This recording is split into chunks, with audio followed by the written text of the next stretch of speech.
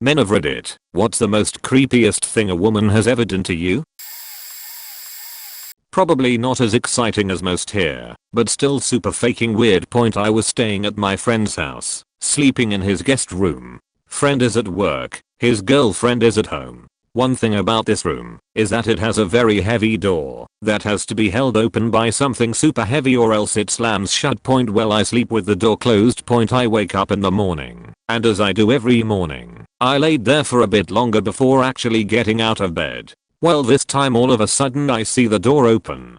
The light is still off, but the hallway light being on means I can see if someone is standing in the doorway. I have my eyes kind of open, and I can see that she's just standing there in the doorway, staring at me. I didn't move. I wanted to see what the fuck would happen, because this was thoroughly freaking me out. She just stood there for at least 10 minutes.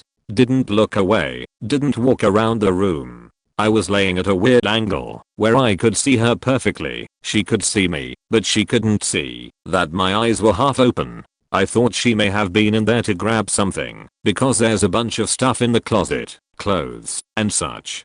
Nope. 10 minutes I waited for her to do something, or to walk out. Finally I flinched and feigned waking up, and I heard her run out, and the door slam. I got up, went into the kitchen, and she was as bubbly as could be, acting like nothing happened. Acting like she didn't just spend 10 minutes watching me sleep. Edit in answer to your lovely replies, you/midnight myth. Yes, she very well may be a cat. I've had terrible bouts of sleep paralysis in my life. It wasn't that I was awake and fully capable of moving. She wasn't sleepwalking. It was well into the morning, and she was wide awake starting her day. Yes, I have long suspected she's had a little crush on me, but JFC watching me sleep for 10 minutes? Sometimes it's the ones you'd least expect. Bringing it up to either of them is harder than it seems, especially when it's impossible to prove my case 100%. I would love to know what was going on in her head for those 10 minutes. I think as a group effort, good job guys, we've narrowed it down to either thinking about killing me or standing there with her hand in her pants. Your guess is as good as mine.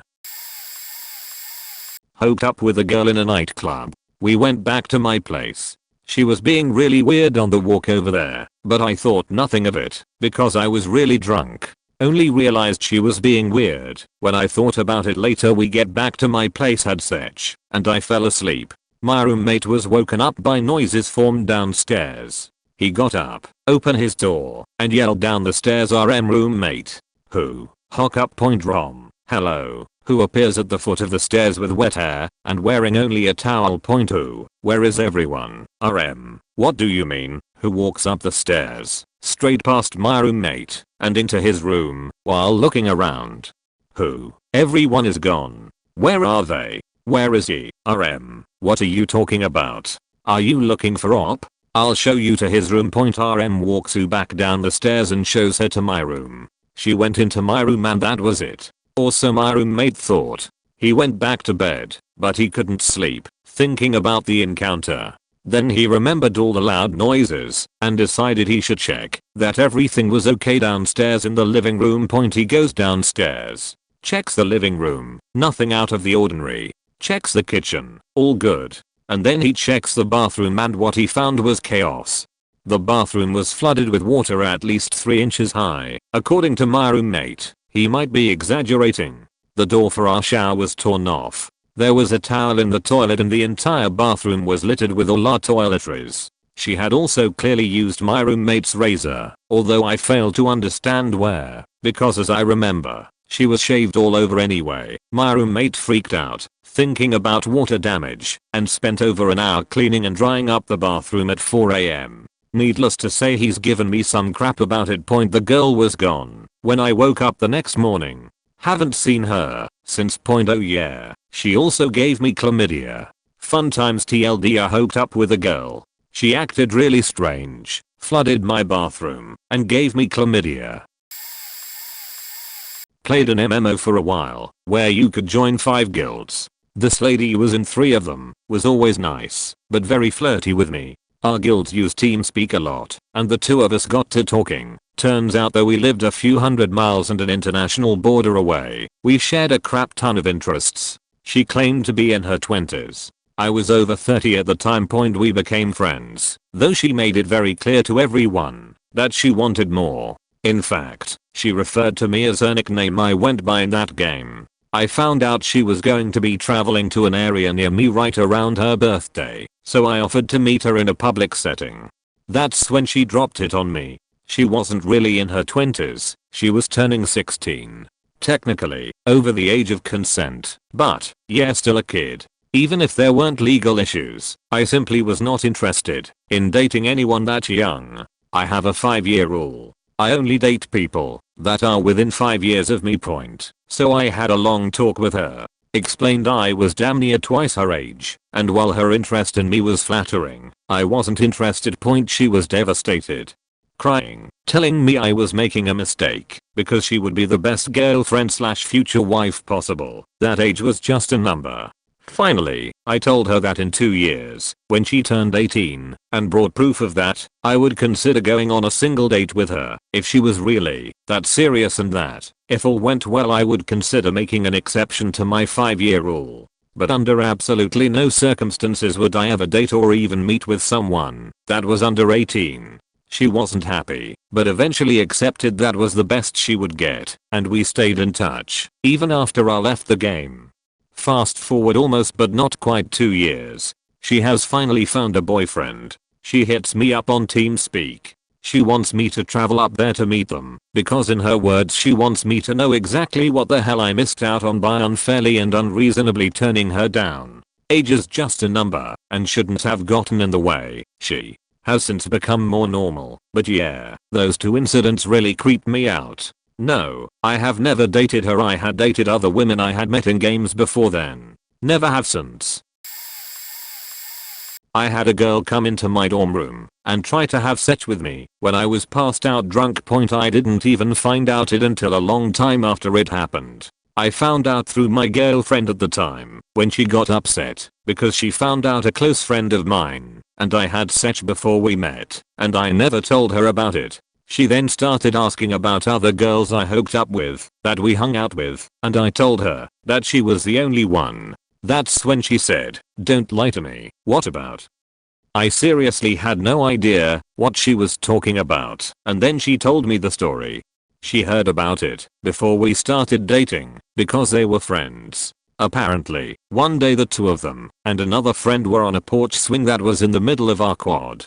They saw me walking to the cafeteria and my girlfriend made a comment about how she thought I was attractive. That's when the other girl started almost bragging about when she went to my room to hook up with me in my room, and she started giving me a blowjob, but left because she couldn't get me to stay hard.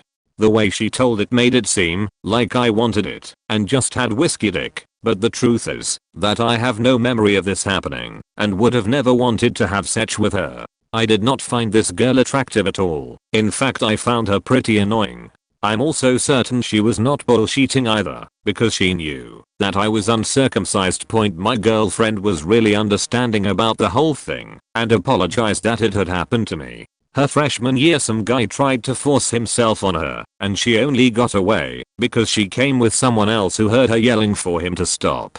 She reported it to security, but the only thing they did was make it that he wasn't allowed in her dorm, and she wasn't allowed at the campus housing he was at point. I never reported what happened because so much time had passed, and I didn't think they would believe me or even do much about it because I was a guy. I had never heard of a case of a girl sexually assaulting a guy on campus, which I now realize could be because no one spoke out for the same reasons. However, it really creeps me out now thinking about it, and the fact that she possibly could have done it to more people too, because I had definitely seen her all over really drunk guys at parties.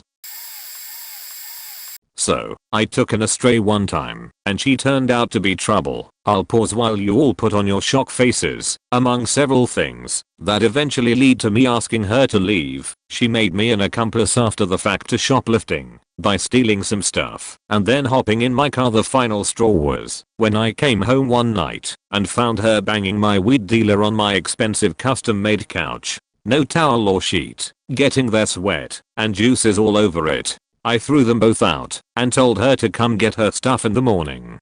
Next day she returned and announced that she wanted to go to Phoenix and could I help. Fuck yeah, I said, and took her to the bus station and bought her a one-way ticket. Thought I was done with her. Nope. Point. About a year later, I got a collect call from the Phoenix jail. I knew it was her, since I don't know anyone in Phoenix but her. I figured she got popped for shoplifting and needed a bailout. Jailhouse collect call are like $10 minimum, so I refused it. I got about a dozen more calls over the next few days and refused them all. Well, a couple months after that, my ex-wife got an email from her. How she got my ex's email is still unknown, saying that my weed dealer rapped her in my apartment and that I tried to also, but she fought me off and escaped into the night. She warned my ex to keep me away from my teenage daughter, alleging that I was planning to sexually assault her. Attached was a report she filed with my local PD, detailing these allegations. This proof was absurd, since the investigating detective stated in the report that he was closing the case because he could not substantiate her claims. End result, restraining orders against her from both me and my ex.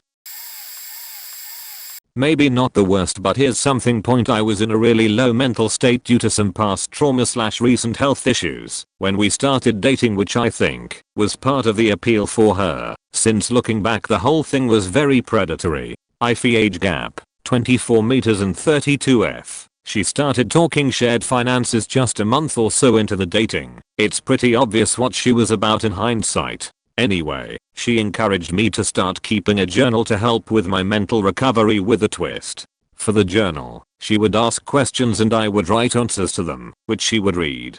Most of it was extremely personal, a good amount also sensitive sexual information. I too am boggled that I went along with this.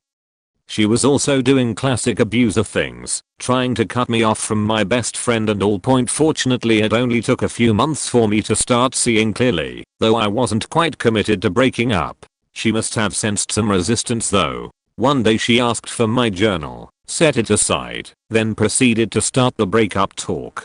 I agreed that it wasn't working out for me either, and overall it was very amicable, until I asked for my journal back. Literally instant screaming that it belonged to her. I just stayed seated and kept repeating that she hadn't written a thing in it and I was the one who originally purchased it. She tossed it at me after a bit and I bounced out of there like a bat out of hell. She did send me an apology about it over social media private messaging some years later. It was also while letting me know that she would be attending kink meetups in my city though, so Okay, so this is one of the stories I have that still make me go ooh what the fuck. So at the beginning of last year's semester I did an introduction seminar for the new students, so they can get the hang of things and answer any questions they may have. At that time I was working as a teacher in my university as I was still wrapping things up with my master's degree. Anyway, there was this one girl who is the outspoken type that is the main centerpiece of this hot garbage of a story. I finish the seminar and she approaches me for more information about classes and such. First impressions is that she seemed polite and also looked like she was one of those overachievers type of people. Not that there is something wrong with that. Anyway, she kept coming to me for advice almost every day, and then the advice turned into conversations which turned to be very uncomfortable. She would start off saying how she didn't like her parents and that she was thinking of leaving home and crashing with friends. I told her to simply focus on her studies. She kept coming day after day with the same topic and started to insinuate that she could stay with me in my house because things seemed to be great between us.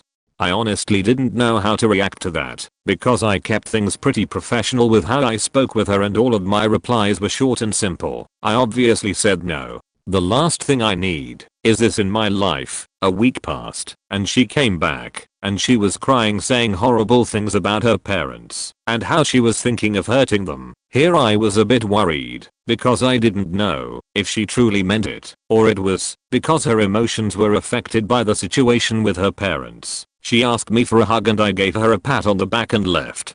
I woke up the next day with a lengthy email from her saying that she felt that I had a crush on her and that she felt that it would be best to clear the air because it was inappropriate etc. I replied and told her that I have no interest in her and that I kept things as professional as I can and treated her just like I treat everyone else. She came to my office first thing in the morning and she started by apologizing for the misunderstanding, but that soon changed as she started by saying why I had no interest in her and is it because there was something wrong with her. Obviously it was, because I had no interest, and I don't know, maybe because it's unethical, and I will get fired. Also because I just had a divorce, raising a child, and I'm also gay lol. I just told her that it's not right to think that way of students and it's just wrong. Now here I thought she was self-conscious because she said, "Is there something wrong with me?" referring to herself. But wait, it gets better, because she literally said that everyone secretly likes her and brought back the topic of how I had a crush on her. Here I sort of lost my cool and raised my voice and basically repeated what I said earlier and also stated that maybe we should take this conversation to the department because it's getting out of hand. She refused, apologized and left. I got an email from her at the end of the semester with her saying that she just wanted my attention because she liked how comfortable I made her feel and how kind I was with her and that she mistook that for me liking her, but she also said that she likes me. I honestly was just doing my job and to be honest I hated her guts. She would always talk crap about my co-workers and other students, was super disrespectful to her parents, and is obviously very messed up. This whole situation doesn't end here as I ended up getting called by another coworker just to be told that there was an anonymous student who told her that I was being overly flirtatious with them and that the department wants to talk to me about it. They take this sort of behavior very seriously and anyone can easily get fired for it. Luckily my boss knows me very well and I had the emails to back up my side of the story. Unfortunately she was let off with a warning point. She still tries to come and talk to me, but I brush her off by pretending to be busy. Attended a conference with a young lady I'd only met once before. She seemed nice enough, but started to get really clingy as the day went on. The venue was underground, no natural light and the glare from the lights was killing me. I was getting a headache and was making regular trips to the bathroom for a break from it all. This was making her concerned, keeping asking if I was okay, etc. At one point she got on stage to speak. It was her first time, and she was kinda nervous. When she came back to the table our colleagues came over to tell her well done. I was sitting, turned slightly away from her, arms folded, all the body language saying give me space. I said back quote well done to her, at which she nodded at me sagely, put an arm round my shoulder and her hand on my other shoulder, and tried to pull me in for a hug, basically putting her head on my shoulder and pressing her breasts against me. I didn't move. Later we had a break, and I was on the phone to my brother, relaying the situation. He found it hilarious, and returned late from the break. She quizzed me about where I'd been as she was worried something had happened to me. Eventually the day finished, and I went to the toilet for a while, to let her leave for the hotel, so I could get a bit of space. I come out to find the room, which had over 100 people in it, empty and her standing over my stuff by our seats. I grabbed my stuff and headed out. We went back to the hotel and had a couple hours before going back for dinner. I was sitting in the foyer with a couple others waiting on the bus. I suddenly felt someone stroking my hair from behind. I jumped of course and looked round. She was standing there giggling. I didn't say anything, but I looked annoyed and got up, walked away. Everyone else just looked awkward. I hit up the back of the bus. I spoke to the manager we were there with and filled him in. He wasn't happy and agreed to keep us apart for the rest of the time. I managed to avoid her for the rest of the conference. We had a meeting a couple months after and she started being all weird again. Fortunately it was only for an hour, but we have another conference coming up and it's 3 days. It's tough as guy to file a sexual harassment report against a female coworker, but that's something I just recently did. It had been building up for quite a few months. It started with something small, using an abbreviated version of my name. Then it moved up to her patting my shoulder during shift change. I guess I should clarify, I work in security, specifically the graveyard shift. Anyhow, after patting my shoulder and using nicknames for a few months, she finally started rubbing my shoulder when she would leave. Almost like you'd do if you were consoling someone, you know? That sort of it'll be okay rub. Does that make sense? Well, I'll let it go. She seemed like she was stressed at home, so maybe I reminded her of an old ex or something. I just chose to ignore it. One day, though, I came into work as she was leaving. She did the usual shoulder rub, the nickname, but as she was walking away, she very clearly grabbed my ass. I know she did for one, because it's on camera, and two, we made eye contact, and she was giving me the look. You know the look I'm talking about, that hey, did you like that? Look. I had enough after that. I reached out to my supervisor and explained everything that had been going on. This had taken about a year of me working at the job before it happened, and it all started on day one. After informing my manager, I said please don't escalate this. I work with her alone this weekend, and I'll be able to find out if she really is trying to come on to me, or if she's maybe just playing around, and maybe I'll be able to talk to her if so, and explain how I feel. Well, my manager assured me it would be kept between us, and to follow up with them after the weekend shift.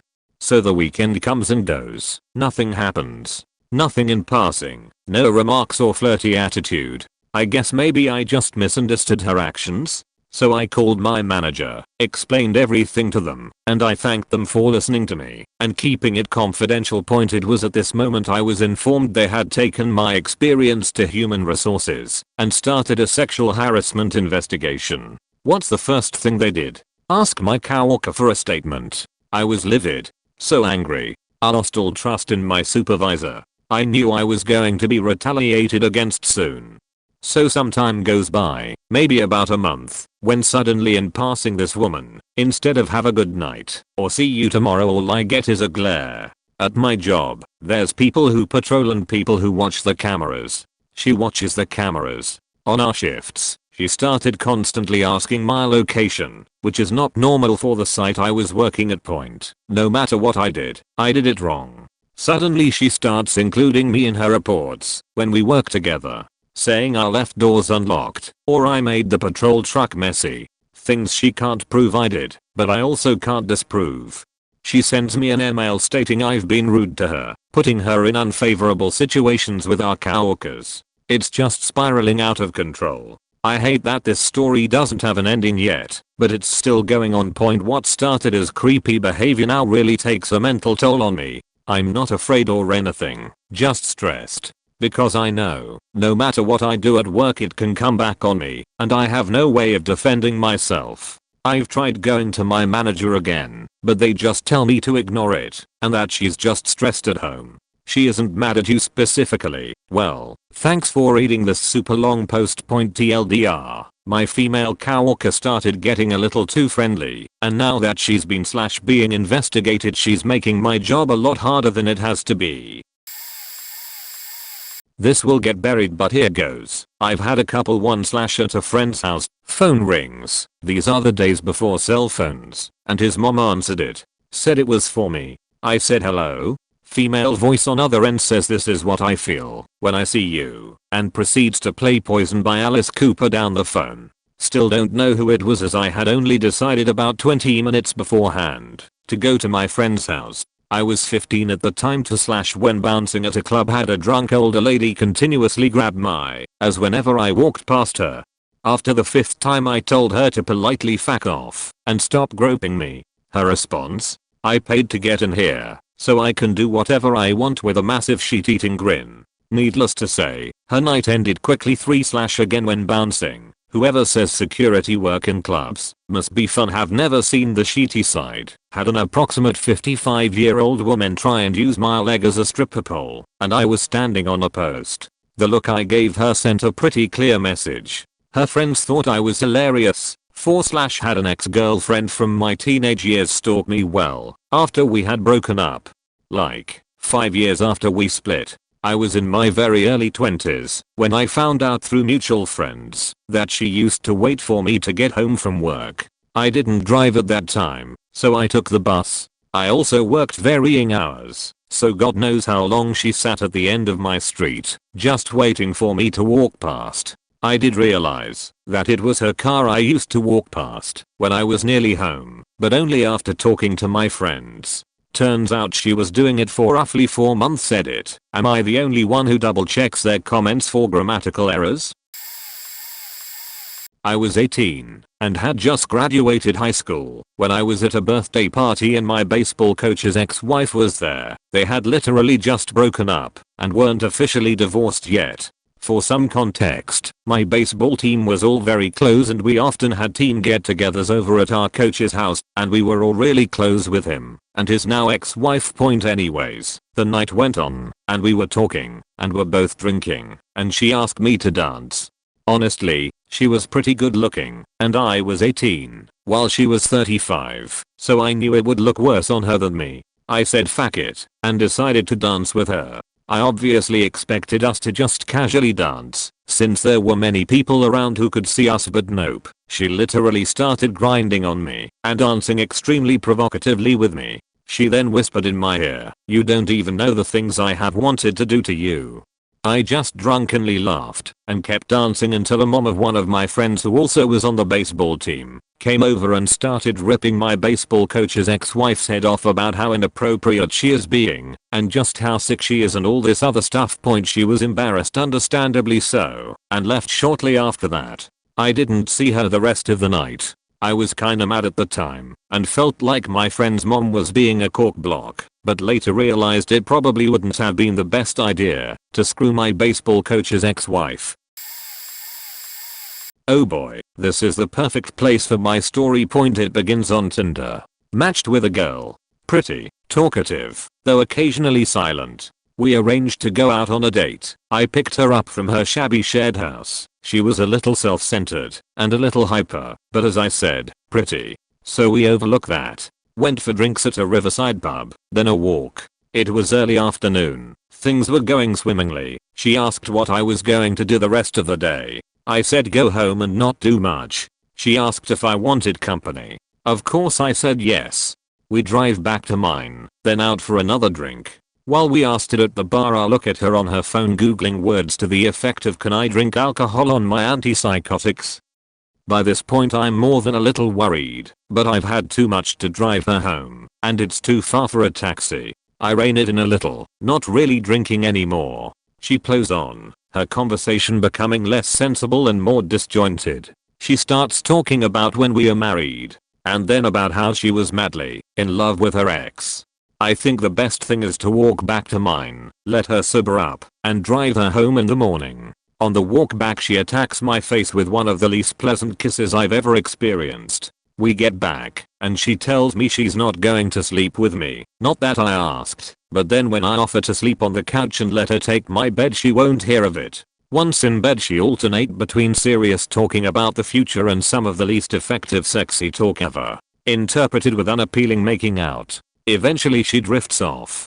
Then begins the least peaceful night of sleep of my life. She thrashes around constantly, elbowing me every time I'm about to drift off. At one point, when I'm just on the brink, she sits bolt upright and asks in a panicked voice what time it is. She also starts calling me by her ex's name. She shakes me awake a couple of times. Once with her face inches from mine to tell me she adores more, but that I need to stop messing around on her. This continues until 5 AM, when I can justifiably wake her with claims of needing to get her home before work. Moral of the story: I don't know, maybe be a touch more selective than me.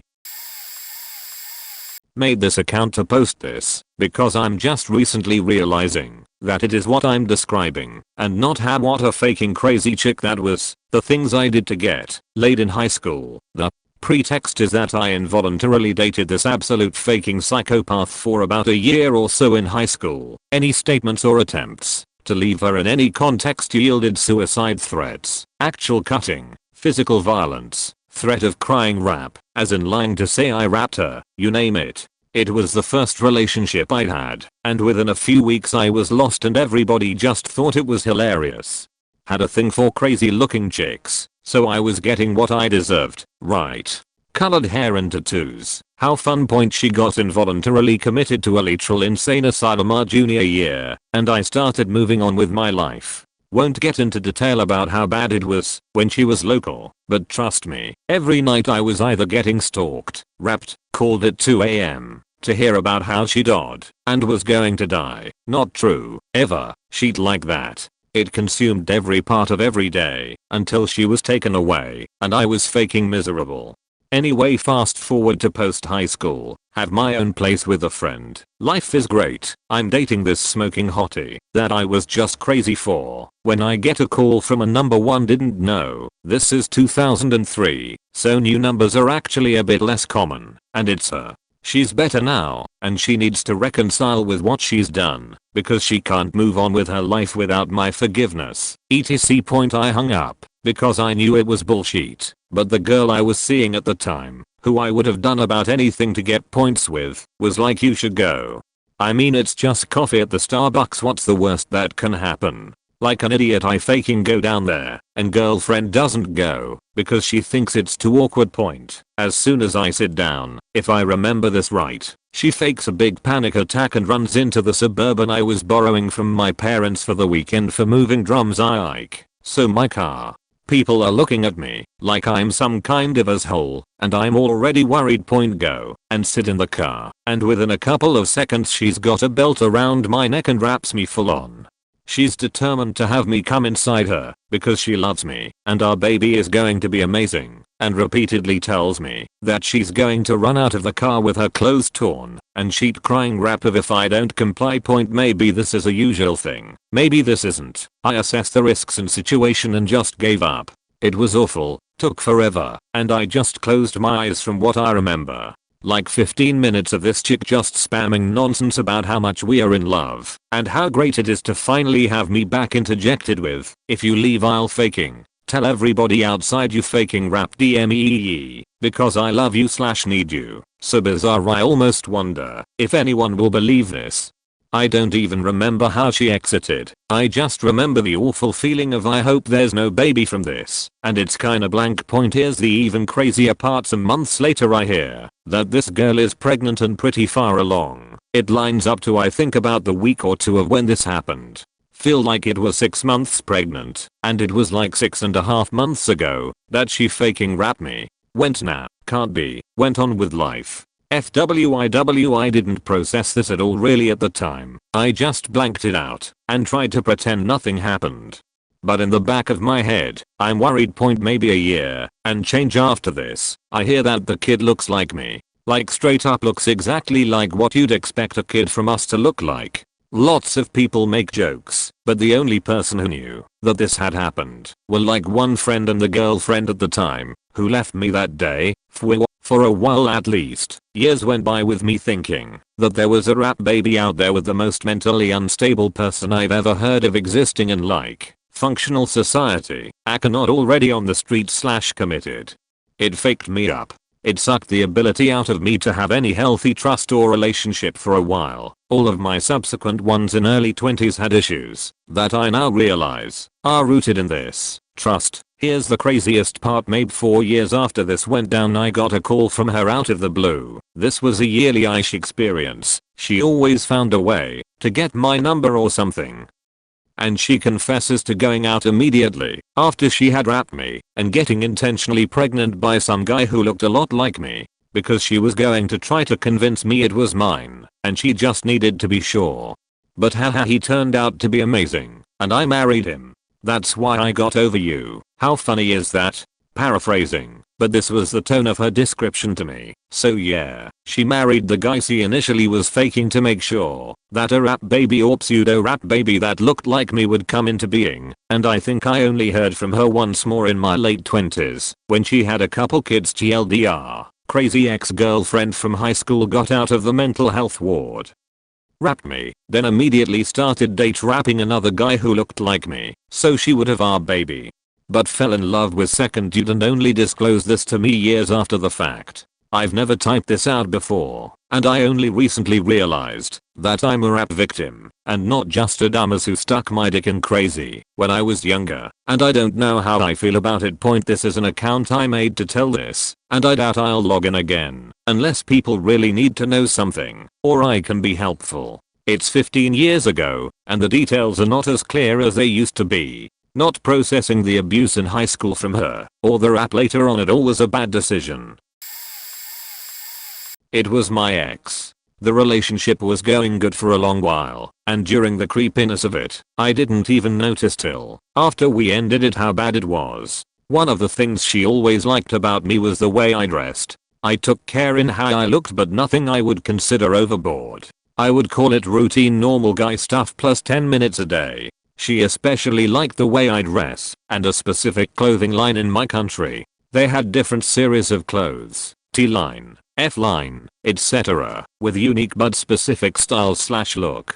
They had vastly different price points. Looking back, it may have just been the money on them. She would sniff me occasionally at first, normal cute girlfriend things, or I thought. Liking my smell, my cologne. When you're in love, those things become comforting. It was casual during cuddles or dates, and then it would become more frequent and often. She would clutch me more often, put her head onto my shoulder, run her fingers along my shirt and sniff. Noticeable but fine, until the frequency ramped up, and family would even make comments. I talked to her about it, and she had curbed it. She then would make requests of what I should wear, even though she liked what I wore before. It wasn't like we were shopping, and she was picking stuff out, just picking stuff I already owned. She would normally ask me to wear the more expensive S-line of clothing I owned, even for more casual things like lunch at a cafe, or visiting a friend. This was all still pretty okay, until we would go out shopping, and constantly ask me to buy some clothes she picked out. I would try them on, she would rub me, run her fingers over the clothes, sniff me, and make sexually suggestive type ideas and motions, and in the heat I would buy them. It just got worse as time went out. The weird stuff became the norm. No friends or family mentioned the sniffing, because she was more discreet with it, and heck, what she likes is what she likes. My company went through some changes, and I had to take a big salary cut to stay on board. Jobs in my field aren't readily available in my country, so I didn't have too much a choice. I tried to save money when and where I could. I told my girlfriend about it, and she understood and was so patient with me. Except in the field of my clothes. My nice clothes were getting a bit worn over time, and I replaced a few of them on my own without telling her, trying to save money. I'll admit I kept this from her because I was browbeaten. I wouldn't say it was abusive yet, or she wasn't. Just controlling in this one area. A couple weeks later, and we were crawling into bed, and she was sniffing, and fingers running over me, and she stops and asks why I'm wearing the F-series clothes. I don't know why, but I said no they weren't, they changed a few things, these were the more expensive ones like she like. She faking flipped. It was night and day on, off. She slapped me. I was shocked. I stared at her holding my face. She grabbed my hair and pulled my head down and grabbed the back of my shirt. She lifted it and flipped up the labeling on the collar and said, "No, it's not, you faking liar. There's no Series S tag." This chick came by house to grab something real quick. I was busy cleaning and getting my place together, but whatever, come on with it. After 4 hours she was still on my couch. I had no interest in this girl and had let her know before, and then we hung out in the same scene and went to a lot of the same festivals. I would get my camp set up, then go check out the lay of the land. When I returned to camp, her tent would be next to mine with her kid as well. This went on for a few years. She would come to our campfire at night and be kindly asked to leave. Through most of this my girlfriend would be right there. I'm not big on confrontation, so I was nice about it until one time I blew up and told her to move her sheet and stay away from me and my lady. A couple of people started to stand up for her until I told her to go stalk them and leave me alone. The next festival I went to, me and my crew set up next to the creek at the bottom of an embankment and left no room for the stalker. We get back to camp, and across the creek her tent is facing our camp. She was the village idiot of stalkers I have had. I got out of the festival scene partly because of this, and others that thought I didn't know what they were up to. Kinda takes the fun out of it when you have people creeping behind you in the woods. I broke up with my ex-fiancée going on 3 years ago. It took some time for me to get over the whole situation and jump back into the dating scene because we have a kid together, which means I will always have to maintain some degree of a relationship with her.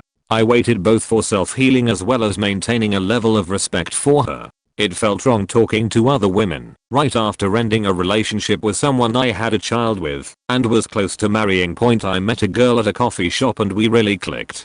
She messaged me on Facebook a few days later saying she couldn't shake me from her thoughts and that it was an instant attraction. We really hit it off. For months we talked 24/7, met up a lot, and eventually started to get a little serious. Out of the blue I get blown up with messages from her going off on me for cheating on her with my son's mother. She called me crying saying, "How could you do this to me?" At this point in time, the mother of my child had cut me off entirely, and we haven't spoken in a long time. I was very confused. The girl I was dating blocked me, and I was left without answers. A few more months passed, and I met someone else. It was the same thing. We got close, started dating, and began to fall in love before she too messaged me blowing up on me for cheating on her with my son's mother. I still have not had contact with her. At this point, it escalated to me calling the police many times to do welfare checks on my son to make sure they're okay. This happened a third time. Met someone else, got a little serious, only to get blown up yet again about how I'm supposedly cheating on her with my ex. At this point I knew something was not right. I checked my Facebook login history and found an iPhone from the city she lives in that is connected to my Facebook.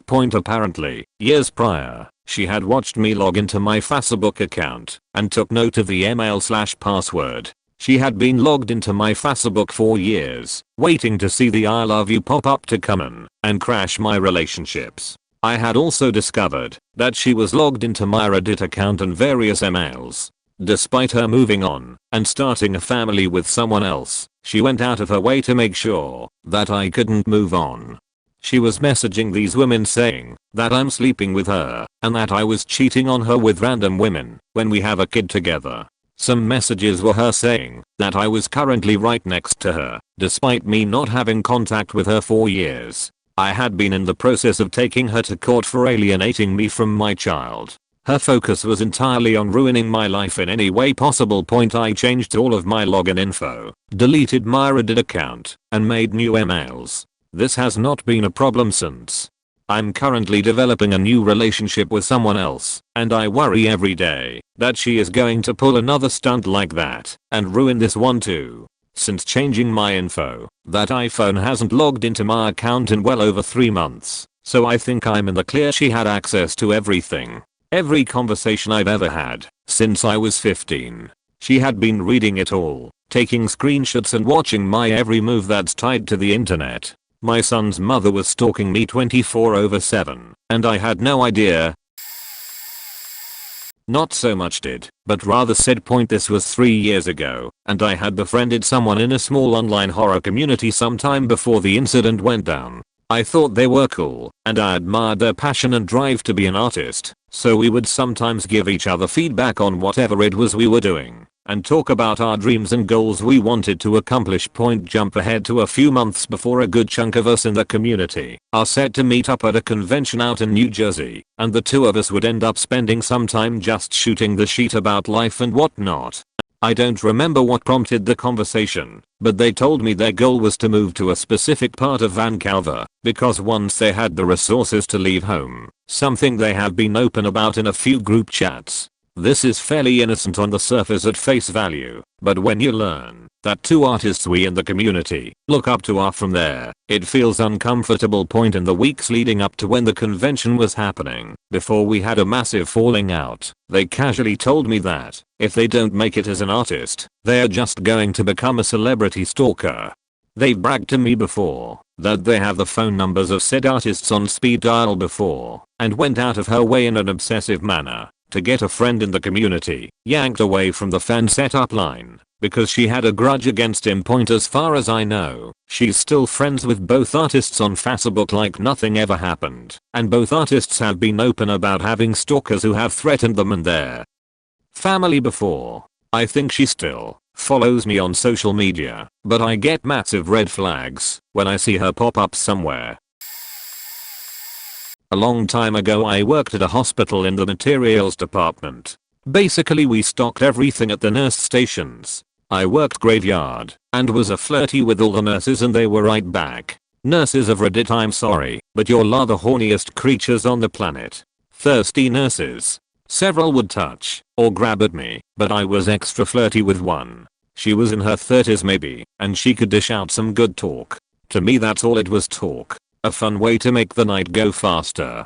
Until one night in the materials closet on one of the floors, that one nurse comes in, closes the door behind her, pushes my cart in front of the door and jumps on me, kissing me, grabbing me. I mean, I kissed back, but something made me make it stop. I was afraid of getting fired, I think. Then she wanted to meet after work, told me to call her later, so I did, but a man answered the phone. Weird, but okay, maybe she has a roomie. We talk, she comes to my apartment, we hang out. For some reason I wasn't feeling it and did not plan on having sex. I also told her this fact.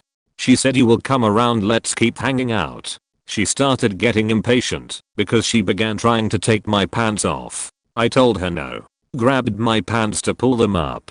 She fought harder, ripping my windbreaker pants off. I stood up as she poured at me and asked her to leave. She was having none of that and continued until I got mad enough to force her out of my apartment and lock the door. I should have called the cops, but honestly back then I would have just been laughed at. Oh, turns out that guy, her husband.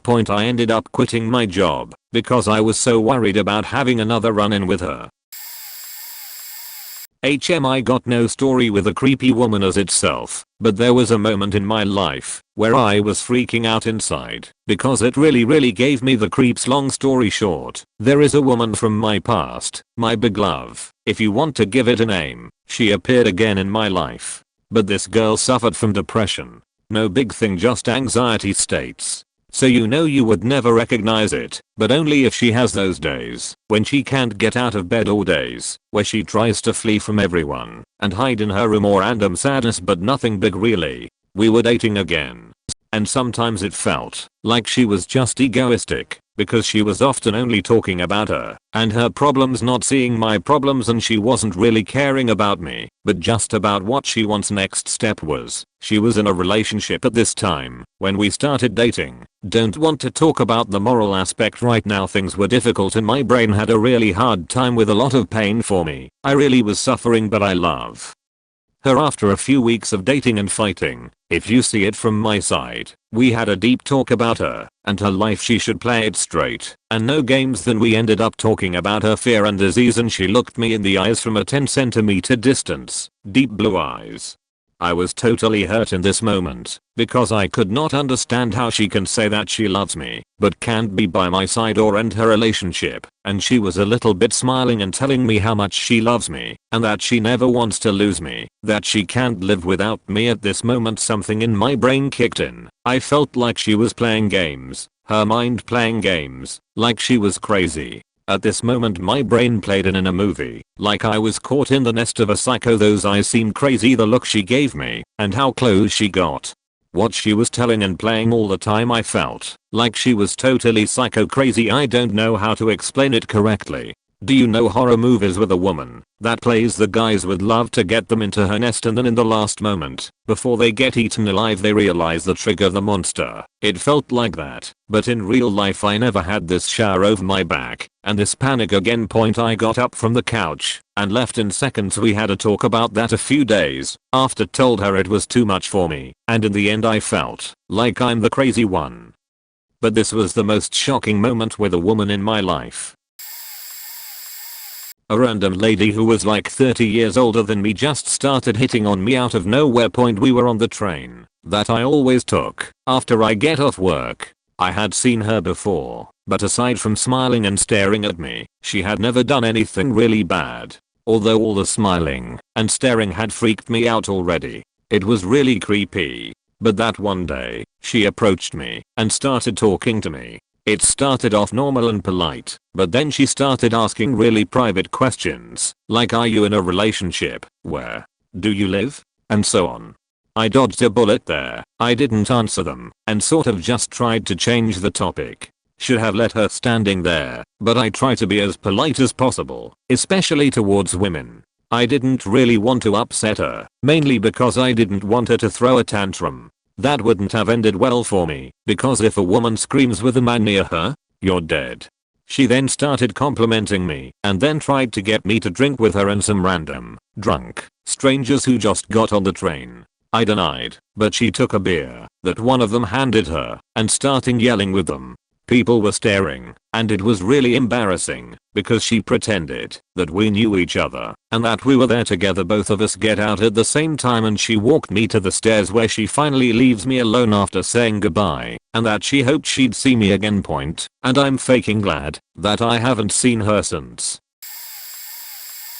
I live about a half-hour walk from work, so I used to quite often just walk home after my shift. I work nights, so I'd be walking home around 0730208800. Often along my route home was a hookah. Now, I want to make it clear that I would never actually do anything with a hookah. I'm not into that kind of thing, although I don't judge either the ones who do or the hookahs themselves. Since we saw each other quite often, a sense of familiarity grew. First just nodding to each, then saying hello as I passed by, and finally small talk. I helped her out with bus fare now and then.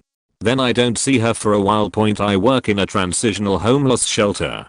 The next time I see her was when she was booking in. During her booking, there was more small talk, but nothing unusual. She stays for a few weeks before getting kicked out for assaulting somebody. Before that happened though, she and her roommate one night returned to the shelter quite intoxicated. The shelter I work at is a dry one, and they wouldn't be allowed to stay the night. They knew, and the roommate just wanted to grab some stuff, and then they would leave. While her roommate is upstairs, she stayed in the lobby and talked with me. She explained how she was trying to get clean so we could be together again just like how we used to be. Say what? Apparently this girl got it into her head that we used to be in a relationship.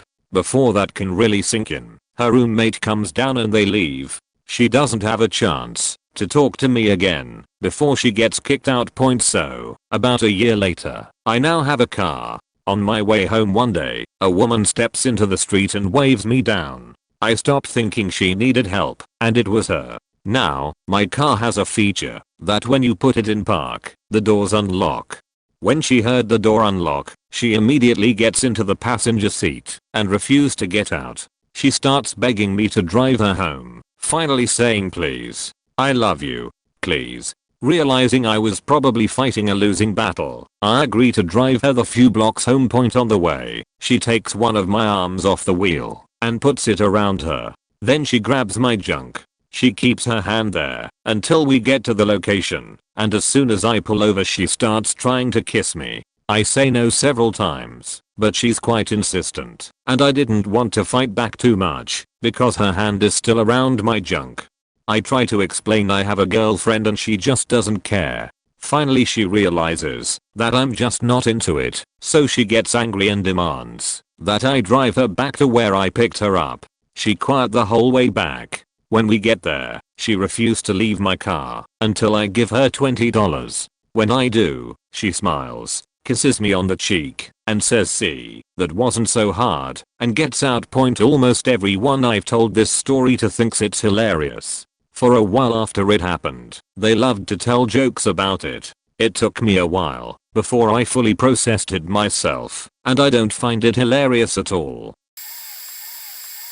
Followed me 4 years. We went to junior high together. She was weird, but a nice enough girl, so we became friends. She lived down the street from me and would come over with her little brother so that the neighborhood kids could play together. Then we went to high school together. She was 2 years younger than me, so it took a bit for her to catch up to me. When she did, she started showing up in the same classes I did, horning into whatever groups I was in. She joined student theater, which I had been doing for a while by then. I graduated high school, went to college to study theater. 2 years later, she showed up going at the same school in the same program. She learned where my dorm room was and would show up announced at all hours. Whenever we were at a party together, she would do her absolute best to hang around me and cork block. About this time, I learned that she had spread rumors around our hometown that she and I were dating and were a serious item. Also, I started dating a girl during that period, and this girl did everything she could to be obnoxious about it. We once went off campus, and she invited herself along. When we stopped at a drugstore to buy condoms, she got offended, as if we'd invited her. At a gas station, I went in to pay, because I'm old, and we used to do that, and she remarked about how sketchy the neighborhood was. referring to my old beater of a car. My then girlfriend said, well, your door is the one that doesn't lock, so they'll get you first. This girl responded, oh, I see how it is. I used to ride up front with him. Now I'm the one who gets stolen. Really? She didn't leave me alone until I finally dropped out of college and joined the Navy. The worst part of the whole thing is that no one took me seriously when I would tell them about this. They would insist that she was just a sweet, naive girl, and it was weird of me to be creeped out. Some of our friends even encouraged me to date her, despite my insistence that I didn't want to. Late to the party, but here we go.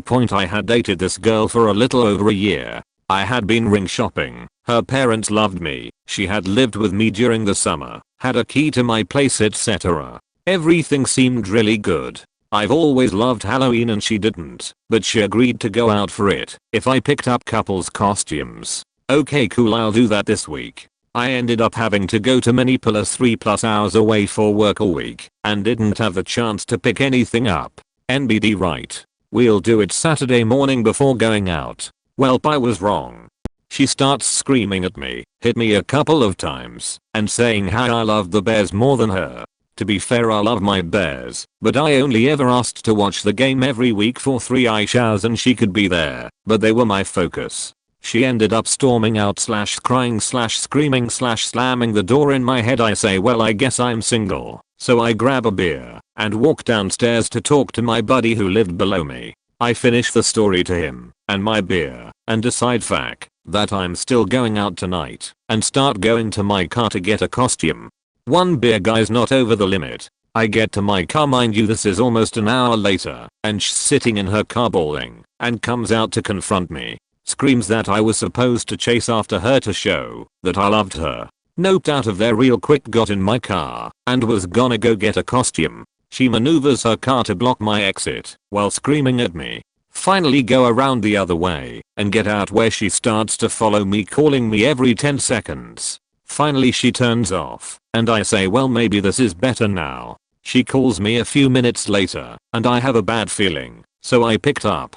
She said, I'm in your kitchen and I'm in a dark place, so I turn around and go back. I get home and she has a butcher knife in her hand and says she's gonna stab me then kill herself. That was an awkward few minutes and I finally talked her down, got the knife without force and stood between her and the knives, to which she said, there's plenty of things in here I could kill myself with. I talked her down and guess what my brain decides to do? Yeah, let's go get Halloween costumes and go out that night because I don't feel like I can leave her alone.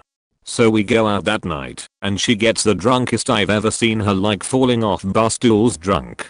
I put her in a cab and sent her home because I don't want to deal with it. Next morning we wake up and she's livid I didn't go home and take care of her, hits me again screaming, grabs the dog she bought him, but he loved me more and said she's gonna go crash her car to kill herself. I tried to make her at least leave the dog because I didn't know what the fuck was going to happen and I'm out of options. She leaves. I call every single one of her friends saying that we had a fight and could they go check on her. She's upset. Didn't give them the full details. I then call her dad and tell him the full story.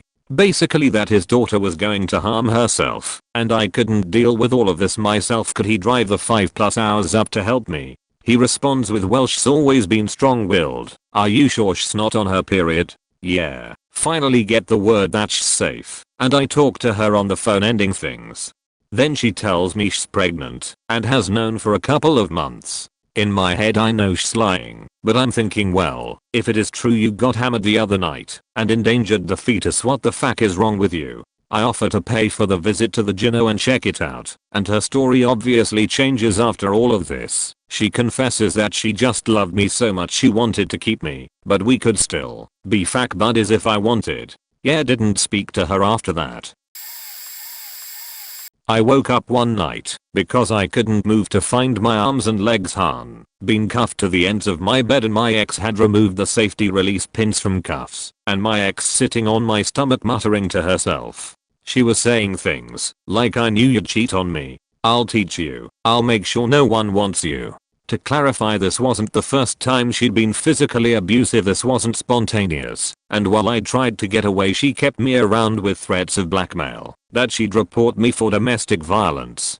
Rap, and she'd take my daughter, and I'd never see her again, even threatened to kill my daughter if I left her. Now I've become fully awake, and I'm trying to get free. She leans forward, and in a low voice, says SHHH, I'll fix it. She pulls a twisted coat hanger and a jet lighter out from beside her, and starts heating the end of it. I start struggling fiercely. I feel the bed head shift. I keep pulling. She grabs my wrist, and jams it into my arm, and with glee, says I'll burn that hoe's name into you, and proceeds to burn the name of my ex-girlfriend into my arm, who I'm apparently cheating on her with. I kind of went into shock. My mind was racing. Who could I possibly cheat on her with? I'm not allowed to leave the house alone. She monitors my phone, like it's some kind of sacred artifact. Who? By this point I sort of went blank as I watched each letter slowly come to life on my inner forearm. It didn't even hurt anymore. She was getting ready to do the final letter when my mind went crystal clear. This person I was cheating on her with was ex-girlfriend who died in a drunk driving car accident when I was 16. I don't know what came over me, but fury built, and I heard a pop sound in my head. I gave the cuffs a huge tug and the bed head came free. Must have been one hell of tug, because the bed head came over me and hit her in the chest, and she fell, scrambled off the floor, and ran for the bathroom. I grabbed the key from the dresser, freed myself, grabbed my phone, and called the cops, and asked for ambulance services as well, because of my injury. And she's in the bathroom shouting she's going to slash her wrists if I tell anyone. I have my daughter, and I'm waiting for the cops when she comes out into the lounge room with a pair of blunt scissors and starts slashing at her wrists while slapping herself in the face.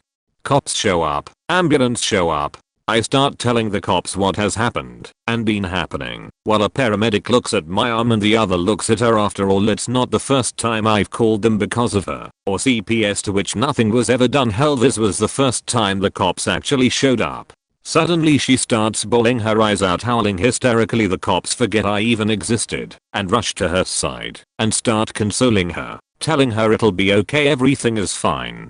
The paramedics are looking at me with the same disbelief, and she starts this tear-filled rant how it's not true and I did it to myself. These cops were eating it up. I was struggling to contain my anger at the situation, and I shouted, "If you don't believe me, Gio, look at the bed. How could I do this to myself?" Cuffed to the bloody bed, trying to show him where the cuffs had cut into my wrists. Constable White Knight raises his hand and says, "I don't want to hear it, mate. Guys, like you make me sick." He proceeds to give me a lecture on making false calls to police and threaten to charge me if I do it again, while the paramedics are still just staring in shock. He turns to my ex and says, "Are you going to be okay?" She sniffles and says yes. I shot back, "Mate, look at her wrists, seriously."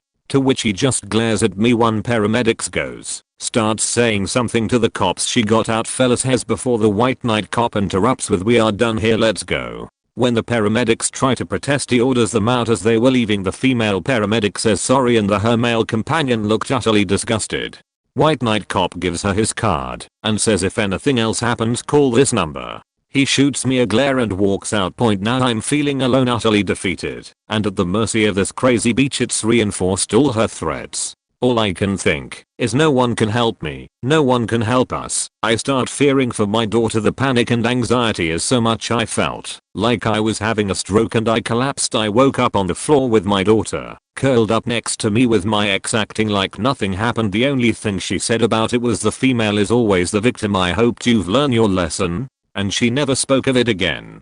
5 days later, CPS shows up, not for her, for me. They lecture me on how abuse is wrong, how I'm lucky to get a second chance without charges. I try to plead with these women when my ex wanders out of hearing range. "Please listen, I'm not the one who's being abusive, I'm the one who needs help."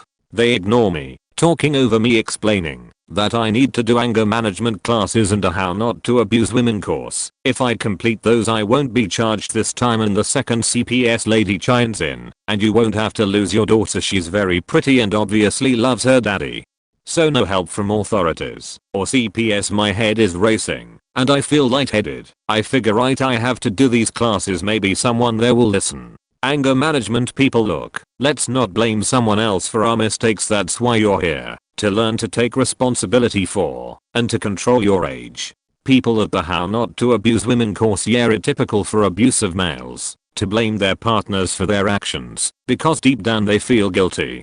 But lucky for you, we are here to change that, and get you back on track, so no more of that. After spending a month at these places hearing this crap, I really started to consider maybe I'm the problem, maybe I'm abusive, and she's just fighting back. My rational mind however eventually won that fight. Fast forward 6 months and I actually broke free of her. For 3 years it was just me, and my daughter didn't hear a word from her. Have another horror story about how she used CPS to steal my daughter from me. Maybe I'll share it another time. Talking about this stuff still sends my head into a spin even 10 years later, but thought I'd share it finally with people other than my wife and psychologist. Sorry it's so long, but that's the creepiest, most fucked up thing a woman has done to me. I recall dating this girl during my army time. I should note, there was no sex, but some creepy supernatural shit. The girl herself, faking amazing. Like, I've never felt so much connection to anybody, and I doubt I ever will again in my life. Her mom, though, I'm reasonably certain she's an actual telepath. I swear by my own mother's grave I heard her whisper, "Don't worry, compo, I trust you," in my ear. Why is this creepy? I mean, beyond whispering in my ear unprompted. Every time she was actually a good 100 meters away. The girl I was dating was 16 as I later discovered. I was 18 to 19. Not that much of an age difference, but I definitely felt creepy as fuck when I discovered this. Any conversation about age never came up. I was technically dating a minor. Such never came out, though, as I don't seem to crave it like many men. Before their tourist visa ran out, the same woman thought to bring me to what she called a prayer circle. For my safety and during my service. I'm not a religious person, more of an agnostic atheist. I'm doubtful God exists. If a God exists, I'm doubtful it's the Bible God. And if it is the Bible God, I'm doubtful it's all nice and cuddly like Christians and Jews describe him. I said yes, because I'm shy as fuck, and didn't want to insult her religiously. I still have a big thing against insulting somebody religiously. So, she brings me into this prayer circle thing. First thing I notice, it's really FMA. She got weird runes all over the place, strange plants I've never seen all over the place. It all smells kinda sweet, kinda citrusy, an actual FMA style circle thing on the floor. She sits down in front of me and signals to sit in a chair in the middle of 3 more surrounding chairs. More creepy women start coming in, one with white hair. When I say white, I mean 255, 255, 255 RGB. Pure white hair. Unnaturally white. Another woman with normal brown hair, kinda messy, but her eyes, pure blue. Again, 0, 0, 255 RGB level, no faking irises. Another woman with face tattoos and bald, and another woman wearing some sort of bikini thing. Tattoos all over her body, weird runes. They all speak in a weird language for a bit. Nothing that even remotely sounds human. They all agree I'm to sit in the chair in the middle of all chairs. Alright. I sit down and practically cuddle my gun. They start chanting. I'm about to sheet myself there. After about 10 minutes of chanting, the one with the hair says something to me in their language. I just nod, because I don't know how to react. They all raise their hands Jesus statue style and go HMM. I'm lead out of the room by the mom. During my stay in their creepy village, a woman wearing a creepy, though very pretty dress filled with runes, both drawn and metallic attachment, thought it'd be nice and fun to play Beethoven on the piano. I've never even touched a piano, let alone play one. She puts her hands over mine. No pressure, just kinda hovering a millimeter above mine, guiding my hands and fingers visually. Suddenly I'm a faking master pianist. I've never been able to play on that level again. The woman with the rune dress leaves me with her number, tells me to call when I feel I need help again. I call to leave her my number. All is fine and good. I get back to the base, and several days later, home. I Google their village. It never existed in the first place. I do Google Maps exploring in the same area. Nothing but ruins. Honestly, I'd like to visit it again, if only to meet the people and share a few drinks with them. Especially the woman with the rune dress and the blue-eyed woman. As I said, no sexual sheet, just purely creepy. What the fuckery. I had a girl come over to hang out / hook up a few years back. Night started out normal, typical Netflix and chill type deal. No drugs or drinking. In fact, she was drinking from a water bottle she had brought over. Anyway, the night continues, and she pulls a prescription bottle out of her bag. She takes some pills, which I later found out were oxycodone, and, to my surprise, the water bottle she was drinking from all night was actually filled with vodka. How did I find this out? When she started stumbling all around my place half passed out and rambling.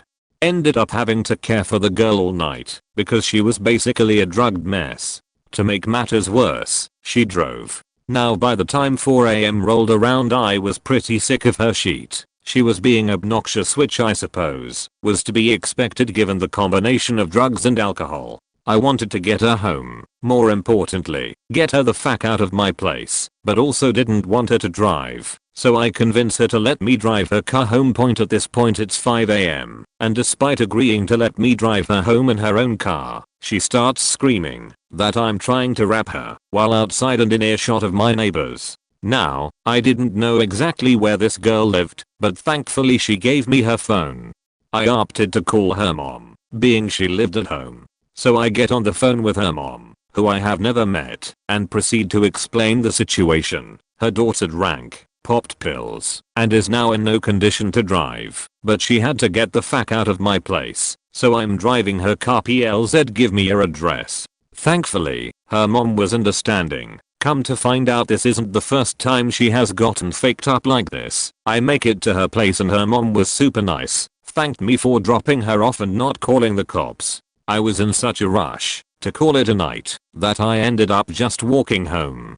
I get back maybe around 6:30 AM, call my friend to get breakfast so that I can share my wonderful experience. Later in the afternoon, when she sobered up, she apologized and thanked me for taking care of her and whatnot. Needless to say, I didn't see her again. TLDR. Chick came over and was secretly drinking alcohol from a water bottle which she also used to wash down oxes. Had to drive her home in her own car since she drove to my place all while she was screaming rap. Awkwardly met her mom after dropping off her drunk and drugged up daughter, but was ultimately thanked for not calling the cops. Was later thanked by said drunk and drugged chick for caring for her. Was at a bar and danced with this girl who then tried to kiss me. I had a girlfriend at the time, but she wasn't my type anyway, so I kindly refused. She got a little upset and went to sit down with a friend. I thought she was silly and invited her to get up and dance, to which she stood up and tried to kiss me again. I once again had her know I was in a relationship, but she kind of just brushed it off and told me to just kiss her. Now I felt it was kind of cool and I liked how bad she wanted to, so I said fine and gave her a little smooch, like one your grandma gives you. She then wanted to kiss me again immediately, so I kind of laughed and told her to chill out. It didn't sit with her and she got really weird. The rest of the night she would stare at me like I was a scumbag, and at one point I found her at one of those boxing machines where you punch and get a score, just staring directly into the lights of the number like 1 inch from the screen. She stood there for several minutes and I realized then she wasn't all too well. When I went home she stood outside crying with a friend comforting her, pointed at me, and her friend sent me that same douche look. Like damn, I believe she was mental, but that felt so discriminating. In their minds she was probably just the innocent girl getting manipulated by the fuck boy. I wanted to tell them off so bad, but in the end fuck that noise seriously. People sometimes too caught up in their own self-induced drama. I don't know if this is weird or probably sad. Well, it was at least an interesting experience. Once, before of the time of Tinder, I signed up to a casual dating platform where I got to know this girl, which I then later met for a beer. Important to say, even though it was a casual dating website, we neither exchanged nudes, nor did we engage in sexting. We just had a short chat and decided to meet for a beer, so the date went kind normal. We talked, we joked, but nothing interesting. There was literally no energy between us whatsoever. It was simply like a beer with a working colleague. After the beer we went out for a short walk through the park, because this was actually the fastest way to her car, as she promised to drive me home. At that point it was dark outside and there weren't any people in the park. Halfway through the park, she started to rub my dick through my pants, kissed me, went on her knees, opened my pants and sucked me until I came in her mouth. There was no communication before this action that would have indicated that this is going to happen. I think we talked about a friend of her with multiple sclerosis when she went down.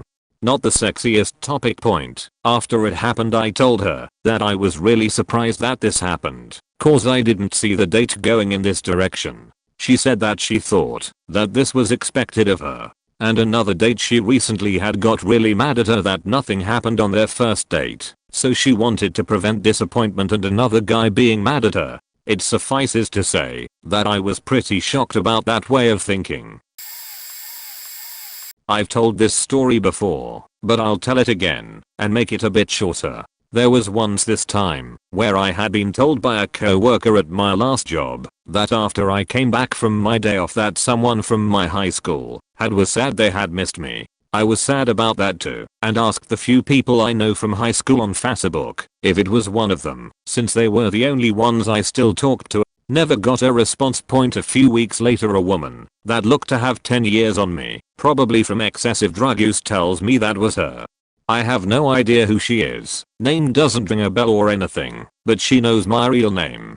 I should have thought she was a stalker, but it didn't click with me, especially since she was married and had come to the store with her husband. A year or so go by and though she was dropping hints that she was interested in me, I thought I was dropping hints that I wasn't interested. Apparently not. After all the times of the two of them going to my work, which was a retail job, the husband had become a friend, but he one day tells me he has cancer and probably won't live to see the end of the year. I was sad to hear this of course, but he told me not to worry about it, that he had lived his life the way he wanted to, and it was fine.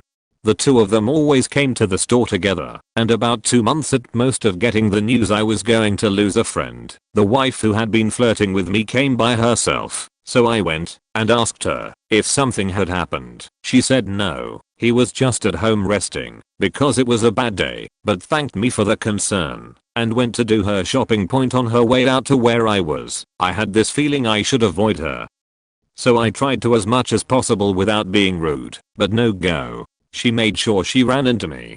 A co-worker was right next to me, and her without a care tried to jump me with a kiss while trying to grab me between the legs. I managed to pull her off me without hurting her, but my co-worker was too freaked out to move. She was basically sexually assaulting me, so I can't blame them.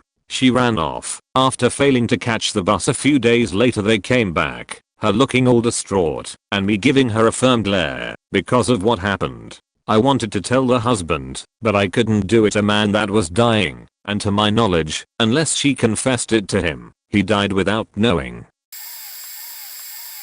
TLDR, I was at an outdoor event and a married woman kept awkwardly/creepily approaching me throughout the evening, eventually saying she wanted me to go home with her, which was extremely obvious a few years ago. I think I was 22 at the time. I was at an outdoor event with some friends, and, at one point, while we were standing around talking and drinking beer, I felt a hand wrapped around my bicep.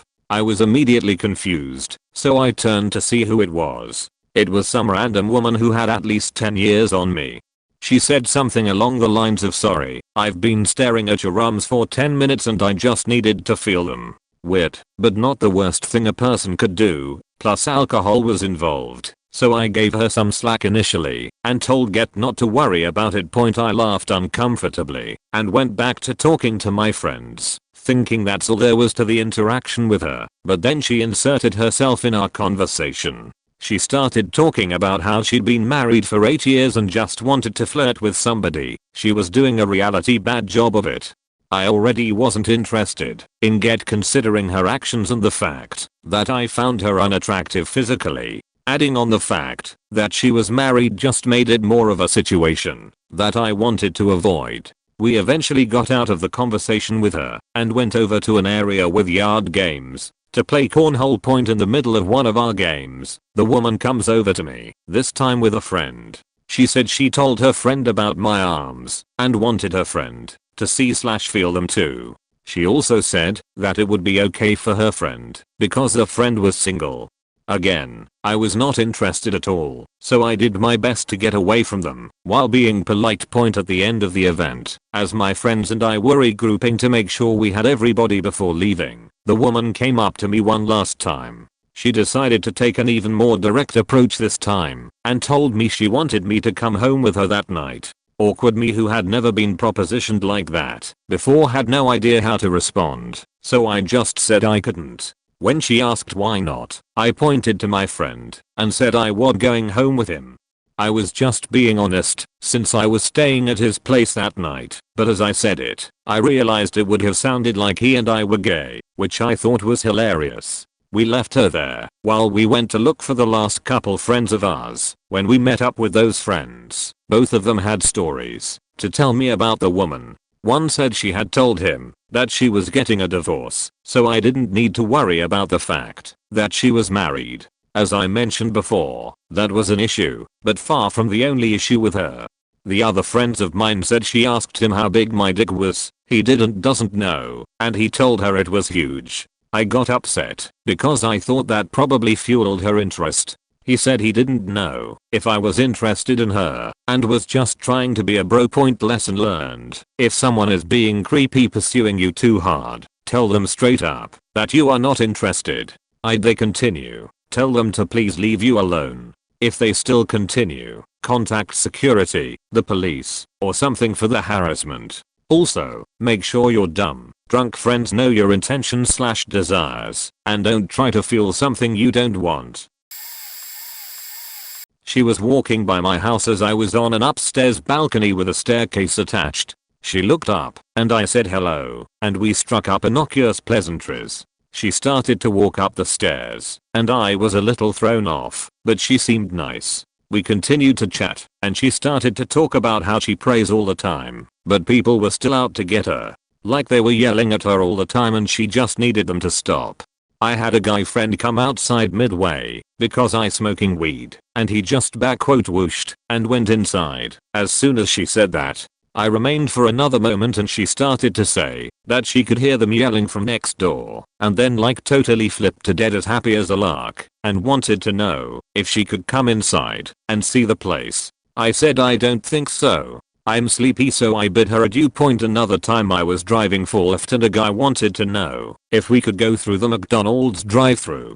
We order and drive around, and there's legit a woman crouching under the food pickup window rubbing food into the ground. I honked and she stood up totally emotionless, picked up the food, put it in the bag, went to the locked customer door, and just stood there staring. The guy I was driving and I were both like and then she turns around and starts walking to my passenger door, comes to it, stares at me for a minute and thank the fuck walks away. Neither of these women were indigent either. Very unnerving. I've been sexually assaulted by 3 different women, so that's up there. But the worst was a fling, who was a friend I've known since childhood, got too attached and kept wanting me to watch movies and get drunk, like we used to. I was, and still am, dating my wonderful S/O, and so I said that I'd be fine if it was with other people. She gave off an odd vibe, and having been abused by people in the past, I wanted to avoid putting myself in situation where I was vulnerable and alone, but she'd always cancel the plans after I suggested that, only to ask again a week or so later.